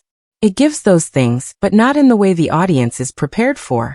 It plays with pacing, with timing, with silence, with emotional vulnerability in ways that make the horror land with unexpected weight. The film doesn't follow the usual survival horror structure, where the infected are the constant, front and center threat. It lets the infected become something more like the environment. A threat that doesn't need to attack every 5 minutes to keep the tension high. This choice lets the story breathe and allows suspense to creep in from quieter places. Sometimes, the fear isn't that an infected is right behind the door. It's that the characters will run out of food, or that the people they meet are far more dangerous than the infected ever were. This shift in focus subverts the usual rhythm of action horror, and forces the audience to sit with slower, heavier moments that carry the same dread as a sprinting horde. When the film does lean into action, it doesn't present it as sleek, choreographed spectacle. The action is fast, rough, and often feels out of control. Fights are ugly. Escapes are messy. Survival is desperate and clumsy. There's no glory in the violence, just panic, just the brutal necessity of staying alive. This is where the film steps away from traditional action beats that often reward the hero with slick, victorious moments. Here, no one really wins a fight. They just survive long enough to get to the next one. The suspense in 28 Years Later is masterfully executed by leaning into silence, isolation, and unpredictability. The infected are terrifying not just because they are fast but because the film knows when to withhold them. There are long stretches where nothing attacks, no footsteps echo, no screams tear through the silence, and those are often the moments that coil the tension the tightest. The film doesn't rely on a rapid-fire chain of scares to keep the audience on edge. Instead, it weaponizes the unknown, letting viewers stew in dread, constantly second-guessing where the next threat will come from. In terms of humor, the film threads it through carefully and sparingly. There's no forced comic relief character whose only purpose is to crack jokes. Instead, the humor feels like the last line of defense for people on the verge of breaking. It's dry, bitter, and often arises in the most unlikely situations. Small, cutting comments that help the characters hold onto a sliver of sanity in a collapsing world. The humor is never there to undercut the seriousness. It's there to show that people, even in the darkest moments, will still find ways to laugh, often because they're too tired not to. Drama is where the film unexpectedly deepens its genre impact. It doesn't just use emotional moments to set up the next scare. It gives them space to expand, to hurt, to linger. Relationships develop not through long, overwritten exchanges but through brief, heavy moments of trust and betrayal. The film understands that drama in a survival story isn't about grand declarations. It's about small gestures, difficult choices, and the unbearable weight of deciding who you save and who you leave behind. The film's dramatic arcs often refuse to follow clean, satisfying resolutions. Sometimes forgiveness doesn't come. Sometimes guilt sticks. Sometimes people make choices they can't ever walk back. The story allows these unresolved tensions to fester, making the drama feel more raw and truthful than what is often seen in more formulaic entries in the genre. When it comes to genre conventions, the film is incredibly self-aware. It knows what the audience expects. The classic survivor's journey, the safe zone that turns out not to be safe, the last-minute rescues, the infected bursting through doors at the worst possible moment. The brilliance is in how the film decides when to deliver those beats, and when to completely turn them on their head. Sometimes the rescue comes too late. Sometimes the safe zone is actually worse than the outside. Sometimes the people you trust don't betray you, but the betrayal still comes from somewhere you never saw coming. The film takes familiar structures and breaks them just enough to keep the audience constantly off balance. There's a refreshing boldness in how 28 Years Later isn't afraid to lean into bleakness without becoming hollow or repetitive. It knows that post-apocalyptic stories can easily fall into the trap of one-note misery, but it avoids this by injecting the right amount of emotional texture. It gives space for moments of hope to bloom briefly, only to be tested, and sometimes snatched away, but those flickers of humanity keep the genre execution from feeling predictable or heavy-handed. The film keeps asking whether survival is enough or whether something else, something like trust, like connection, like purpose, needs to survive too. The film also subtly plays with the idea of what the infected represent. They're not just monsters to be feared. They're reflections of the rage, the fear, and the breakdown of humanity that the survivors themselves are often on the verge of embodying. This layered approach shifts the story away from a simple us versus them narrative. The genre convention would have us believe that the infected are the primary danger. The film constantly pushes back on this, showing that sometimes the worst dangers come from people who look perfectly healthy. Where some films in the genre fall into the comfortable rhythm of rinse and repeat set pieces, run, hide, fight, repeat, *28 years later uses its genre roots as a base to grow something more complex. The infected are always there, always terrifying, but they are not the whole story. The film dares to slow down, to dig into moments of silence and dread, to let its characters sit with the unbearable consequences of their actions.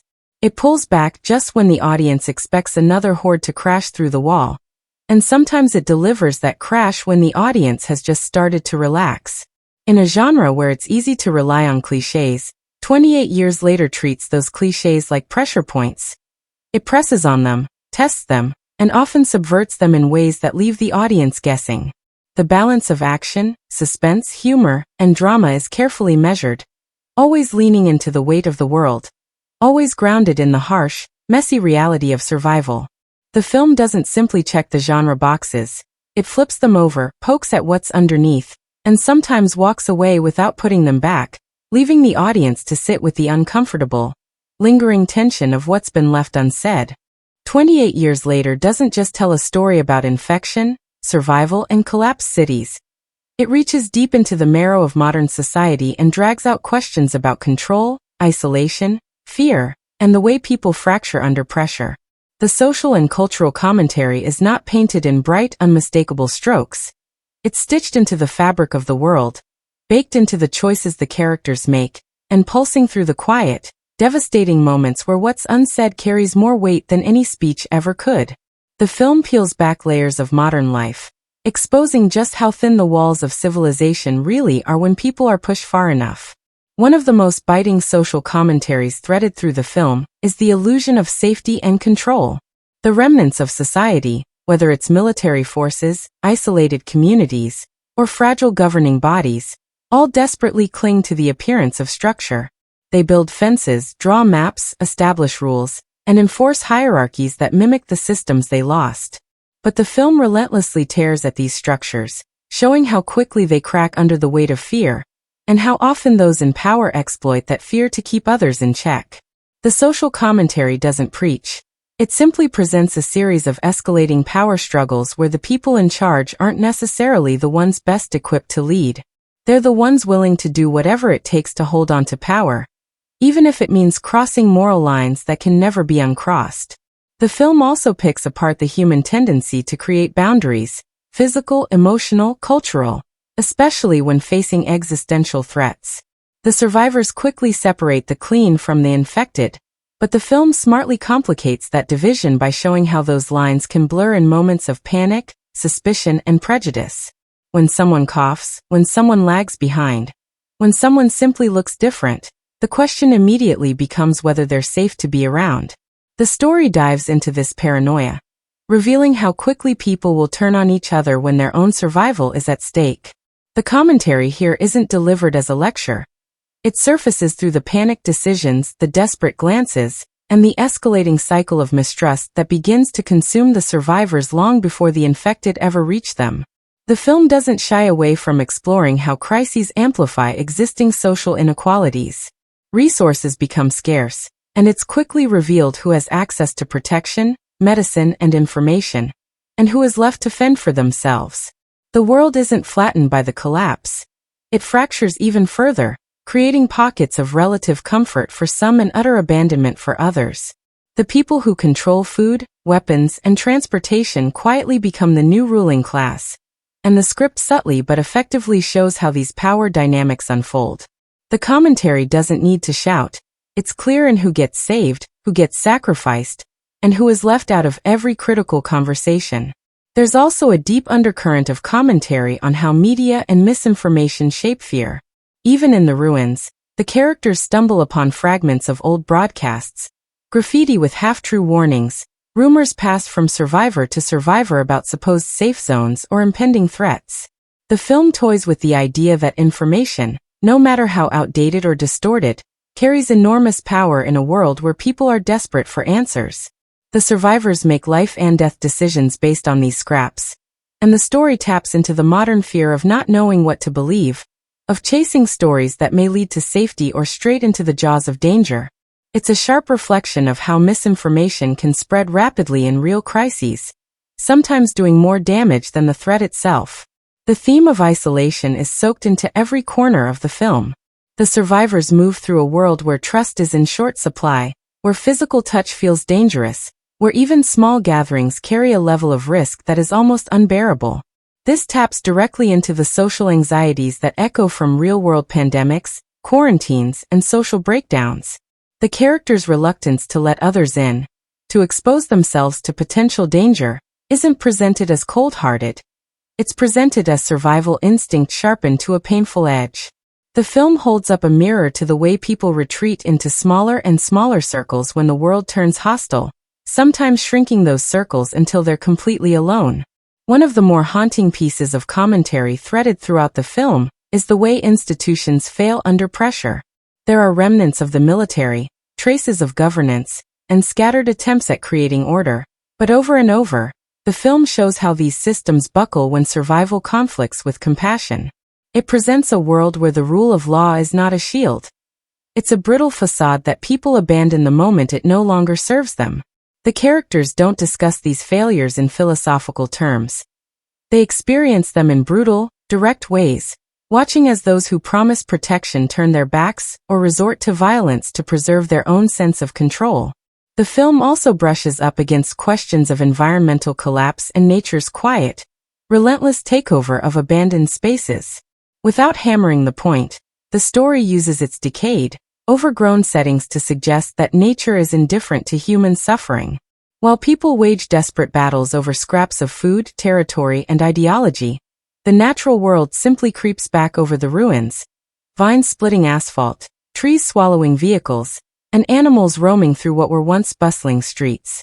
The commentary here is not loud, it's quietly woven into the backdrop, a reminder that while humanity fights to survive, the planet will continue, with or without them. There's a powerful social thread exploring what happens when people start to view each other as threats before they see each other as human. The infected are an obvious danger, but the film digs deeper, showing how quickly survivors dehumanize one another, often using infection as an excuse to justify cruelty or abandonment. The story challenges the audience to question whether fear of the infected is actually masking a deeper fear. Fear of each other, fear of responsibility, fear of connection in a world where loss seems inevitable. This thread runs throughout the story, complicating the traditional us versus them structure, and pushing the audience to sit with uncomfortable questions about who the real monsters are. The film doesn't flinch from addressing the ethics of survival. It presents scenarios where characters must choose between individual safety and collective responsibility, between preserving their own life or risking everything to save someone else. These dilemmas are never wrapped up neatly, and the consequences of these decisions linger like bruises throughout the story. The social commentary here taps directly into debates about community, sacrifice, and whether survival without humanity is worth anything at all. The cultural commentary is most cutting when it examines how quickly people will accept brutal systems as the new normal. As the story unfolds, the survivors adapt to horrifying circumstances with shocking speed. 28 years later knows exactly how to grab the audience by the throat and refuse to let go. It's not just a film you watch. It's a film you feel, in your pulse, in your gut, in that creeping tension at the base of your spine that refuses to settle even when the screen fades to black. The emotional engagement doesn't come from cheap tricks or predictable scares. It's built through carefully crafted moments that make you lean in closer, moments that suddenly knock the air out of you, and moments that linger in your mind long after the credits have rolled. The film plays with the audience's emotions like a cruel, meticulous game, constantly shifting between hope and terror, between connection and betrayal, between silence and chaos. It keeps you unsteady, and that's where it finds its power. Right from the beginning, the film pulls the audience into a world that feels unbearably real. And that immediate immersion isn't just visual, it's emotional. The isolation, the desperation, the crushing sense of uncertainty, these feelings seep into every frame. The film doesn't just tell you the world has ended. It makes you feel what it would be like to walk through the ruins of what was once familiar. That's where the first layer of audience engagement locks in. It's not about watching characters try to survive. It's about asking what you would do in their place, and that question never stops hanging over every decision, every sprint, every betrayal. The film carefully orchestrates moments that hit hard.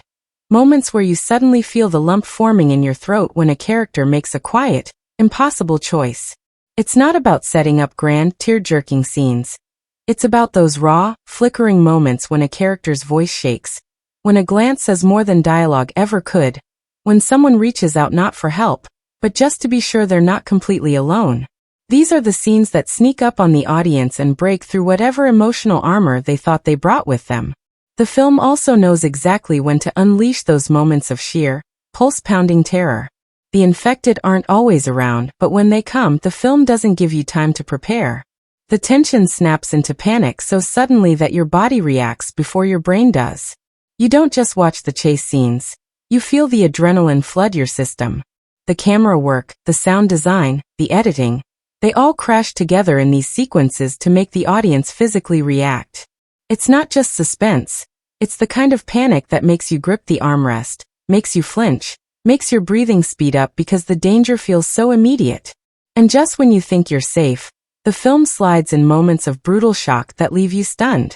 Characters you thought were safe are ripped away without warning.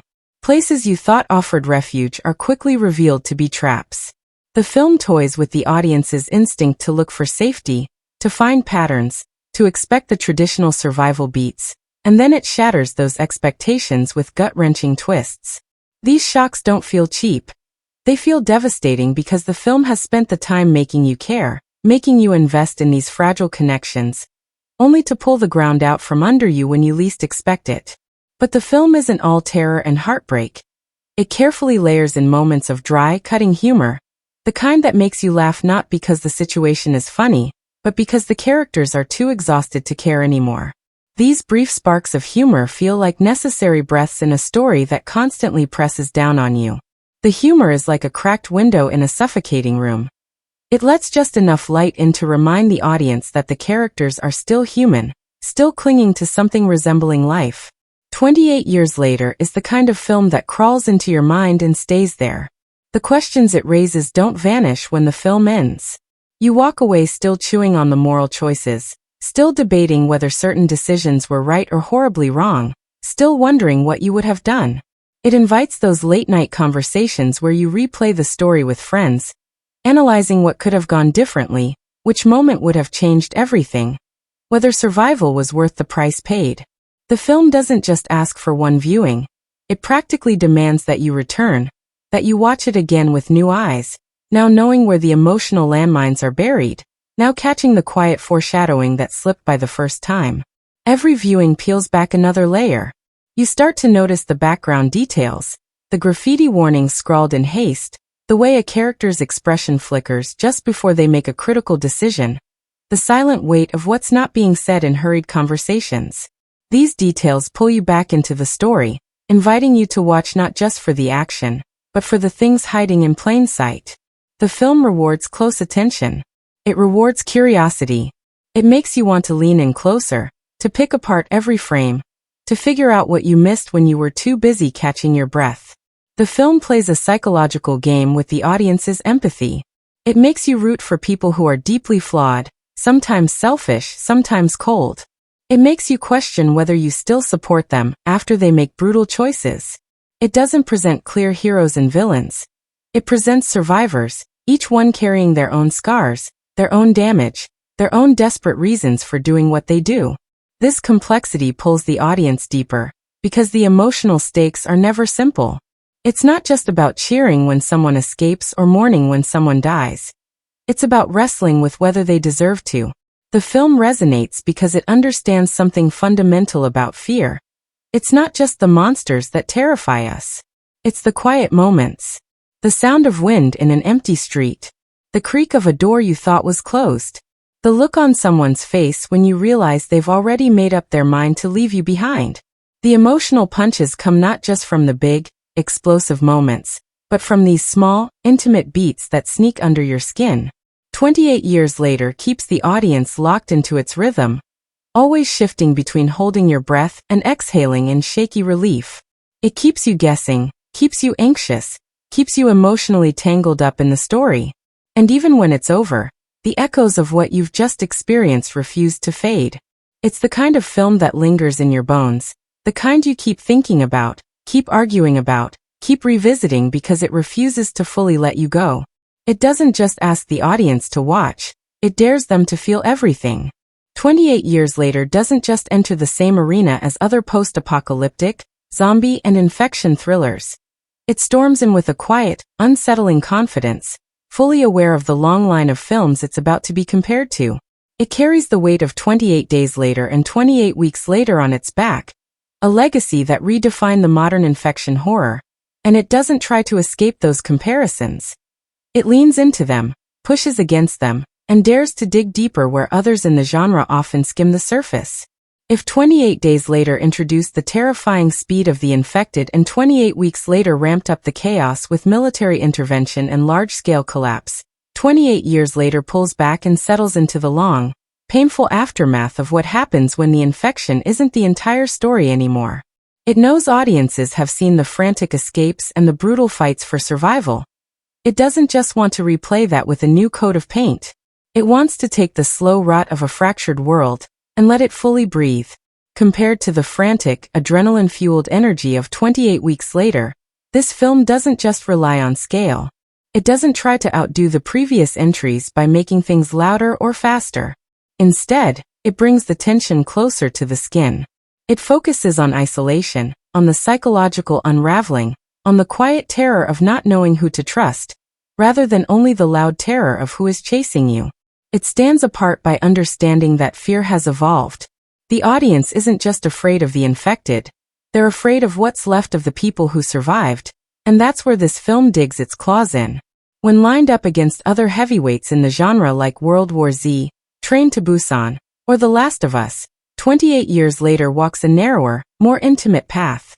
Where World War Z went global with sweeping shots of collapsing cities and military operations, 28 Years Later chooses the suffocating streets of abandoned neighborhoods, and the unsettling silence of rooms where the walls still remember the people who used to live there.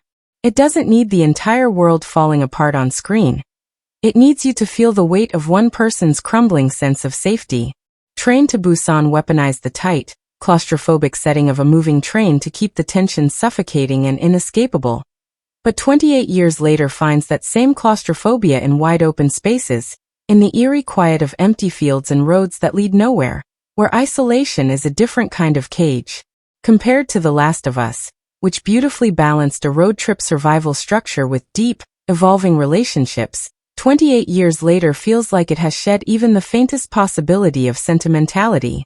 Where The Last of Us lets love and connection bloom amidst the violence, 28 Years Later seems far more suspicious of those attachments, as though it's asking whether trusting anyone at all is now too dangerous a gamble. The emotional moments in this film are raw, stripped down, and rarely cathartic. They leave marks instead of offering comfort. It shares the same brutal honesty about how people fracture in times of collapse, but 28 Years Later leans harder into bleakness, often without softening the blow. When held up against the other films in Danny Boyle's filmography, the director who set the tone for the franchise with 28 Days Later, this entry feels like it carries his DNA in the way it frames survival as something painful and jagged, but also feels like a deliberate step into new territory. Boyle's films often pulse with kinetic energy and razor-sharp editing, but this one chooses to slow down, to stretch out the dread and the grief in long, quiet frames that linger just a little too long. It honors the visual and emotional language that Boyle created, but it isn't trapped by it. It feels like a natural evolution, like the sprint has turned into a slow, unrelenting march through the wreckage. Compared to the countless zombie films that flood the genre, 28 Years Later holds itself apart by continuing to distance itself from the zombie label entirely.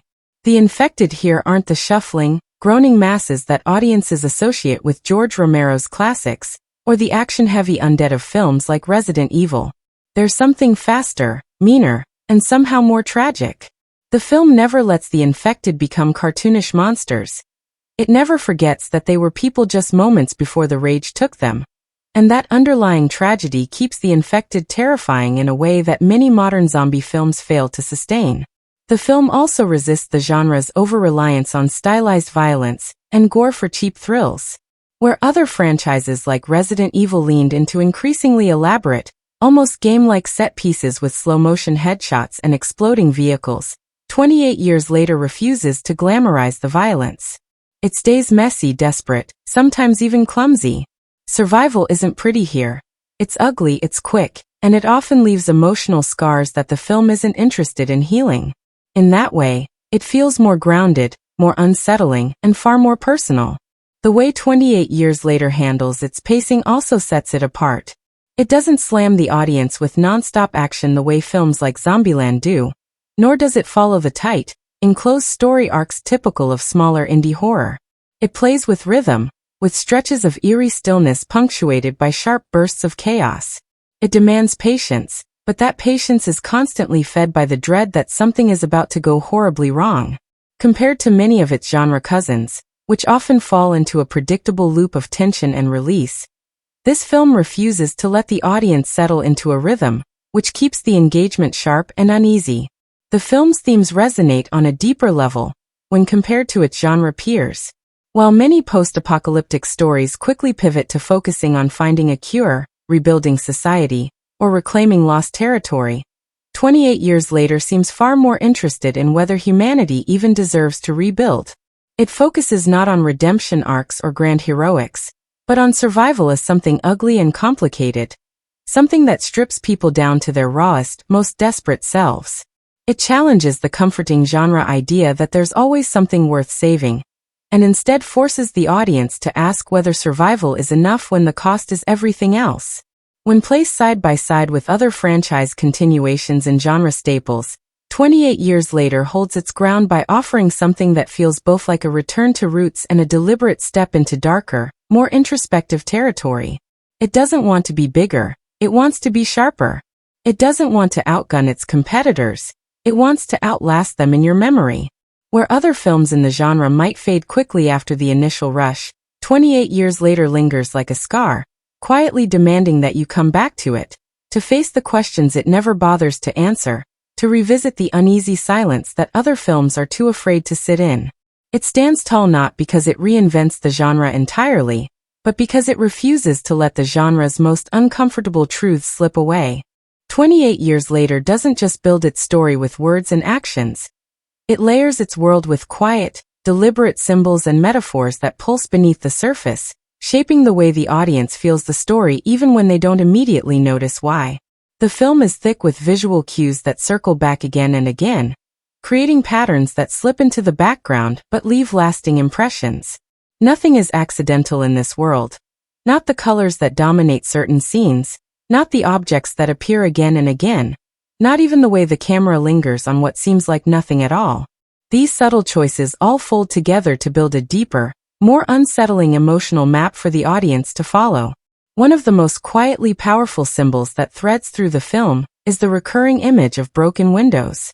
These windows show up everywhere, in abandoned houses, in shattered vehicles, in the places where people once thought they were safe. On the surface, they're just part of the ruined world, but they carry something deeper. A window is a barrier, a boundary between inside and outside, between safety and danger, between what you can see and what you think you can keep out. But here, the windows are almost always broken, as if to say that those boundaries no longer exist. There is no outside threat, because the threat is everywhere, inside and out.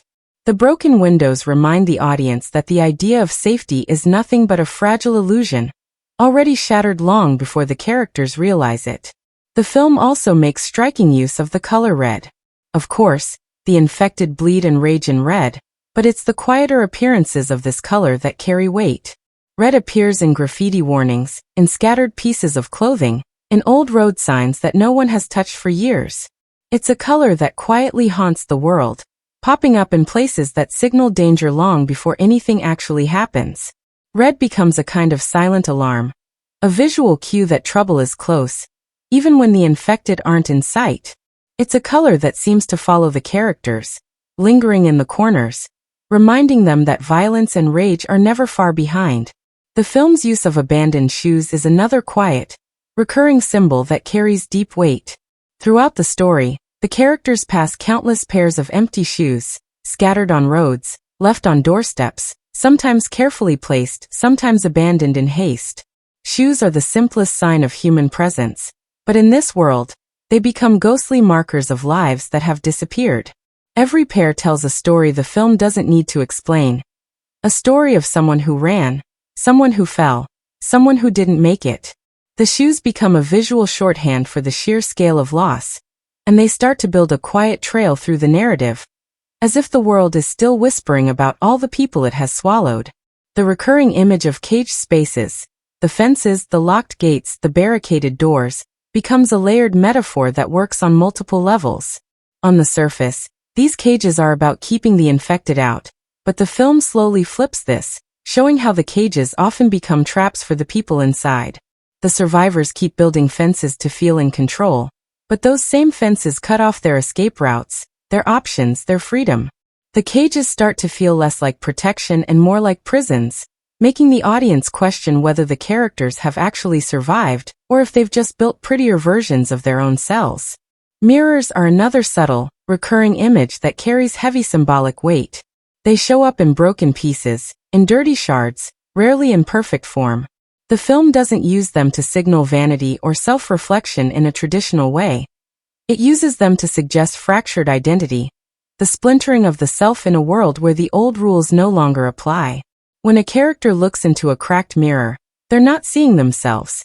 They're seeing the version of themselves that has been twisted by grief, fear, and survival instincts. The mirrors become visual reminders that the people still standing are not whole. They are fragments of who they used to be, pieced together in ways that may not hold. Even the overgrowth of nature throughout the film serves as a quiet, persistent metaphor. Plants reclaim the streets. Trees punch through abandoned buildings. Vines curl over rusted cars. Nature creeps in relentlessly, indifferent to the collapse of human structures. This isn't just about aesthetic decay. It's a symbol that the world doesn't need humanity to continue.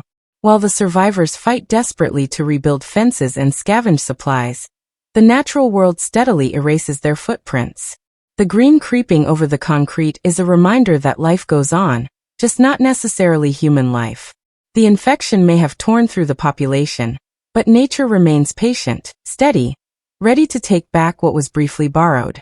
Rain is used not just as weather, but as a heavy metaphor for inevitability. It often falls in key moments, not as a cinematic flourish, but as a constant, cold presence that the characters can't escape. The rain blurs vision, soaks into clothing, makes footsteps slippery and dangerous. It turns the environment itself into a quiet enemy. The rain seems to appear when characters are most emotionally exposed, as if the world itself is pressing down on them, as if the sky is washing away their last bits of control. It's not a storm that passes. It's a steady, miserable reminder that some things cannot be outrun. Silence in the film is not just an absence of sound. It's its own kind of symbol. The film knows when to pull all noise away, letting the quiet settle in like a thick fog. That silence becomes a signal that something terrible is about to happen, or that something unspeakable has already happened. It's not empty, it's charged with meaning. In a world that should be filled with the noise of life, cars, voices, music, that silence becomes oppressive. It's a reminder of how much has been lost, of how hollow the world has become. It's a soundscape that tells you the infection isn't just about the bodies, it's about the silence that follows. The film even plays with the metaphor of doorways, crossing thresholds, opening gates, stepping through broken frames. Every door becomes a question mark. Is it safety on the other side or death? Is it a trap, or is it freedom? Characters hesitate at doorways not because the film tells them to, but because in this world, stepping into the next room is an act of courage, of desperation, of risk. Doorways stop being simple passageways. They become moral crossroads, places where decisions must be made, where trust must be extended or withdrawn. The door becomes a boundary not just between spaces, but between survival and surrender. All of these layers, these recurring shoes, the rain, the cages, the mirrors, the silence, fold together into a rich visual language that speaks without words. The symbols are not flashy. They don't jump out and announce themselves. They live quietly in the corners of the frame, in the edges of the story, waiting to be noticed. The film doesn't force the audience to decode them, but for those who pay attention, these visual threads build a deeper, more resonant emotional landscape, one that lingers long after the last scene fades. These symbols are the ghosts of the world that was, and they haunt the film in the most subtle, unforgettable ways. 28 Years Later stands as a bold and carefully placed piece in a franchise that has always been about more than just fast-moving infection and crumbling societies. It doesn't just continue the story. It reshapes the way audiences look back on the first two films, expanding the timeline, deepening the emotional weight, and pushing the questions that the franchise has always quietly whispered into something impossible to ignore. It's not a sequel that simply tacks on another chapter. It feels like a necessary evolution, a deliberate widening of the lens that now stares directly into the long-term aftermath of catastrophe. This film walks into the same world where 28 Days Later introduced the terror of the rage virus, where 28 weeks later revealed the chaos of attempted military control. But instead of simply picking up where the panic left off, 28 Years Later pulls the audience decades beyond the immediate collapse to explore what happens when the world doesn't heal. The first film was about shock, about the sheer terror of waking up in a world that no longer works. The second film explored large-scale responses, the crushing failure of containment, and the thin line between military order and total collapse. But 28 Years Later takes all of that and says, what happens when time erodes even the fear? What happens when the infection isn't the headline anymore? What happens when survival itself has become so routine that people have forgotten what it meant to truly live? This film pulls the franchise away from the sprint and into the long walk of aftermath. It extends the timeline in a way that makes the original infection feel like ancient history for some of the characters, like a story they've only heard in fragments, like a nightmare that's been whispered about but never fully understood.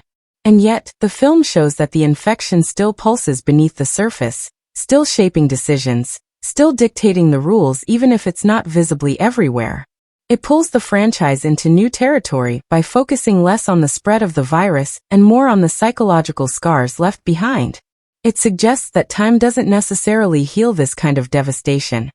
It just changes the shape of the damage.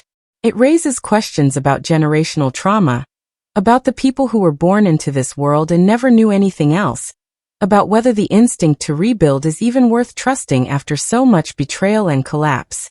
Where 28 Weeks Later looked at the second wave of infection and the overwhelming failure of government response, 28 Years Later seems less concerned with governments at all. The world has shrunk. The power structures have decayed. What's left are the survivors, the scattered groups, the people still clinging to systems that have long since fallen apart. The film deepens the franchise's running tension between human threat and viral threat. 28 Days Later set the foundation by showing that the infected weren't the only danger. Other people quickly became just as deadly. 28 Weeks Later escalated that tension, showing how military power could be as destructive as the infection itself. Now 28 Years Later fully leans into that conflict, often making the infected feel like an echo, a consequence, a background hum to the real danger.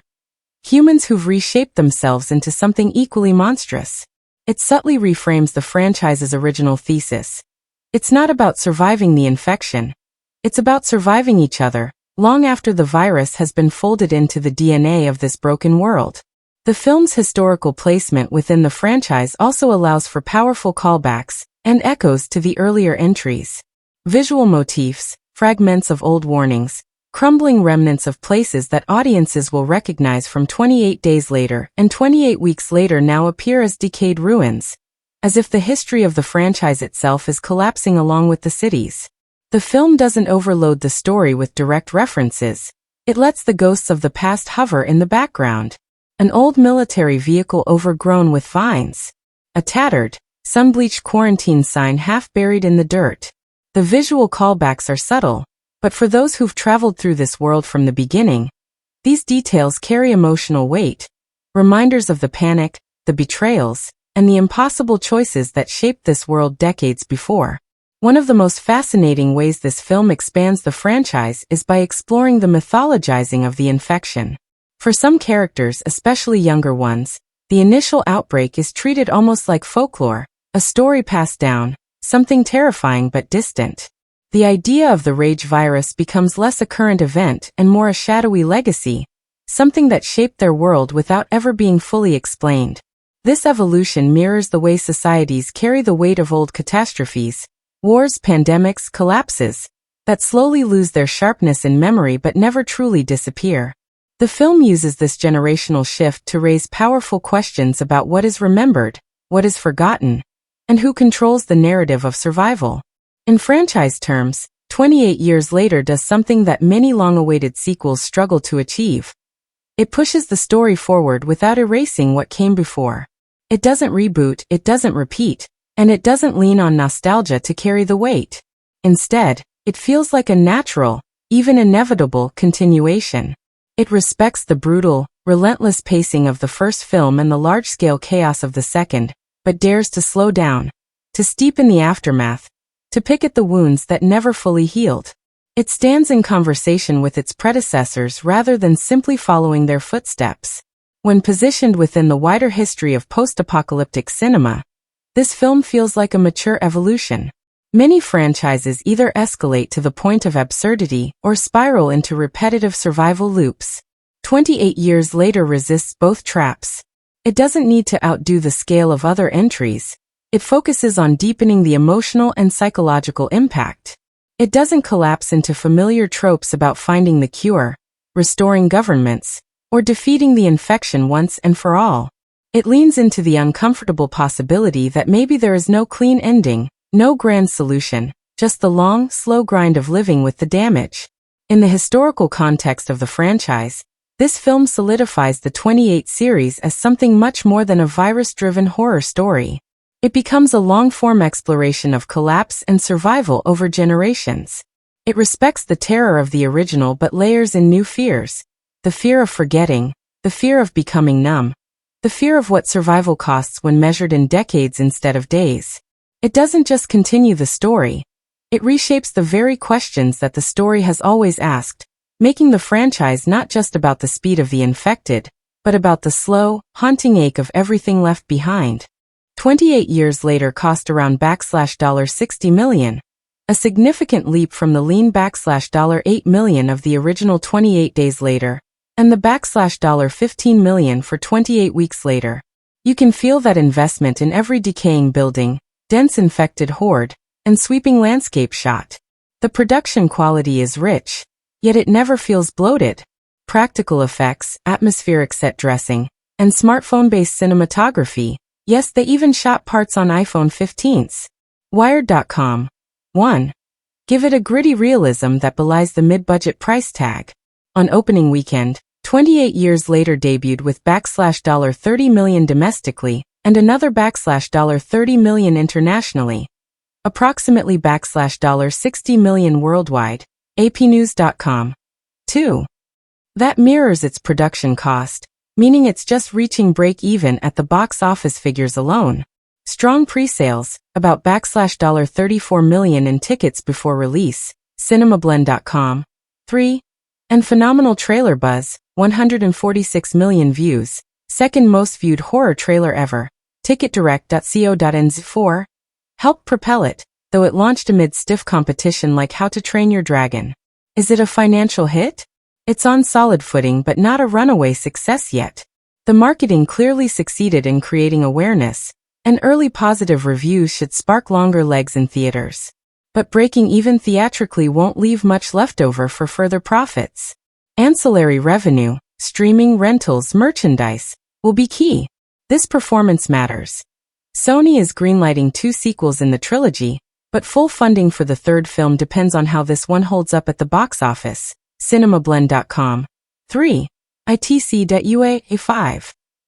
If ticket sales plateau, later installments could feel creative pressure or delayed financing. From audience reactions on Reddit, fans express cautious optimism. The opening scene was an all-timer, and many hope the film avoids sequel fatigue. Polygon.com. 6. Reddit.com. 7. Others worry the $75 million budget is high for an R-rated horror. Reddit.com. 8. Ultimately it delivered what it promised: scope, tension, and emotional weight.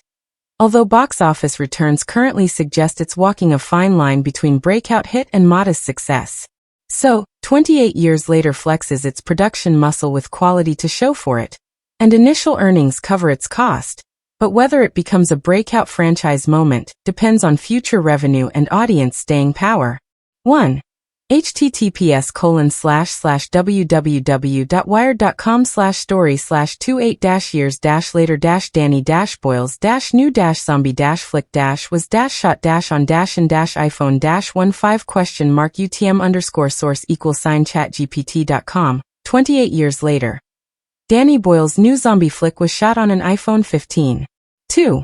https://apnews.com/article/06AA2CD88890357717670D423A02E6668?Question_source=sign chat GPT.com. How to Train Your Dragon tops the US box office as Elio, marks a new low for Pixar. 3. https://www.cinemablend.com/movies/there's big positive $sign those excited Danny Boyle's years later sequel UTM_source sequel chatgpt.com. There's a big positive $sign for those excited about Danny Boyle's upcoming 28 years later sequel. 4. https://ticketdirect.co.nz/the-trailer-for-2-8-years-later-is-the-dash-2-ND-most-viewed-horror-trailer-and-history/question_mark UTM_source=sign chat GPT.com. The trailer for 28 years later is the second most viewed horror trailer in history. 5. https://it's/news/Danny Boyle on the years later trilogy. Cillian Murphy will be here, but there is no money for a third movie/even_source sequels say GPT.com. Danny Boyle on the 28 years later trilogy. Cillian Murphy will be there, but there's no money for a third movie. 6. https://www.polygon.com/horror/6082377/y-28-months-later-skip-2-8-years-later-question_source=sign chat GPT.com. Why 28 months later didn't happen. 7. https://www.reddit.com/r/blanky/comments/193m6sg?UTM_source=sign chat GPT.com. 28 years later. 8. https://www.reddit.com/r/box-office/comments/1hfojnd?UTM_source=sign chat GPT.com. 28 years later. Is second most watched horror trailer ever. Sony releasing 28 days later on digital due to fan response. Here's how you can watch 28 years later and pick the experience that delivers maximum impact. In theaters right now, the film opened wide on June 20, 2025, and it's still playing in cinemas across Pakistan, including theaters in Islamabad like Islamabad Club and Centaura Cineplex, with multiple daily showings. For the immersive intensity of Dolby or 3D sound, theaters are the way to go. Watching it in a packed cinema adds another layer of tension, with every gasp and heartbeat echoing around you. The sheer scale, the deep soundscape, the flicker of light on a giant screen. These are experiences the small screen simply cannot replicate. The chaos of the infected racing across the frame, the stillness of abandoned streets, the brutal sound of footsteps snapping through puddles. All of it hits harder in a dark room surrounded by silence and strangers who are just as tense as you. For those waiting for the digital release, the film will follow the typical theatrical window of about 3 to 4 months before becoming available for premium video-on-demand rental or purchase. This means platforms like Apple TV, Amazon, or Movies Anywhere should start offering the film around August 2025.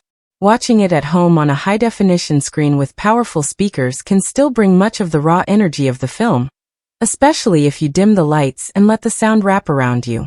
If you prefer to wait for streaming, the film is expected to arrive on Netflix around late September to October 2025. Streaming at home will offer more accessibility and replay value, though it may soften the impact a bit compared to the intense grip of a theater. But for many, the chance to pause, rewind, and watch certain moments over and over adds to the experience. After the Netflix window closes, the film is set to rotate through Disney Plus and Hulu later in the year, widening access even further. For physical media collectors and those who love bonus features, The Blu-ray and DVD releases will typically arrive by early 2026, offering director's commentary, behind-the-scenes footage, and likely some deleted scenes that may deepen the story. There's something timeless about owning a hard copy, about building a shelf where this film can sit alongside the rest of the franchise. First-time watchers will get the sharpest punch by heading to the theaters now. If that window closes, picking it up on premium digital rental around August keeps the intensity alive for home viewers. For the most patient, streaming options like Netflix in the fall will offer a chance to explore the film comfortably at home, while later Disney Plus and Hulu runs will bring it to even broader audiences. Whether you're stepping into a cinema this week, waiting to rent it digitally, or planning a streaming night later this year, 28 Years Later is positioned to meet you wherever you watch. But each option offers a different flavor of immersion. The theater overwhelms. Digital rental feels sharp and timely. Streaming invites revisits and quiet reflection. No matter where you watch, the infected will find you.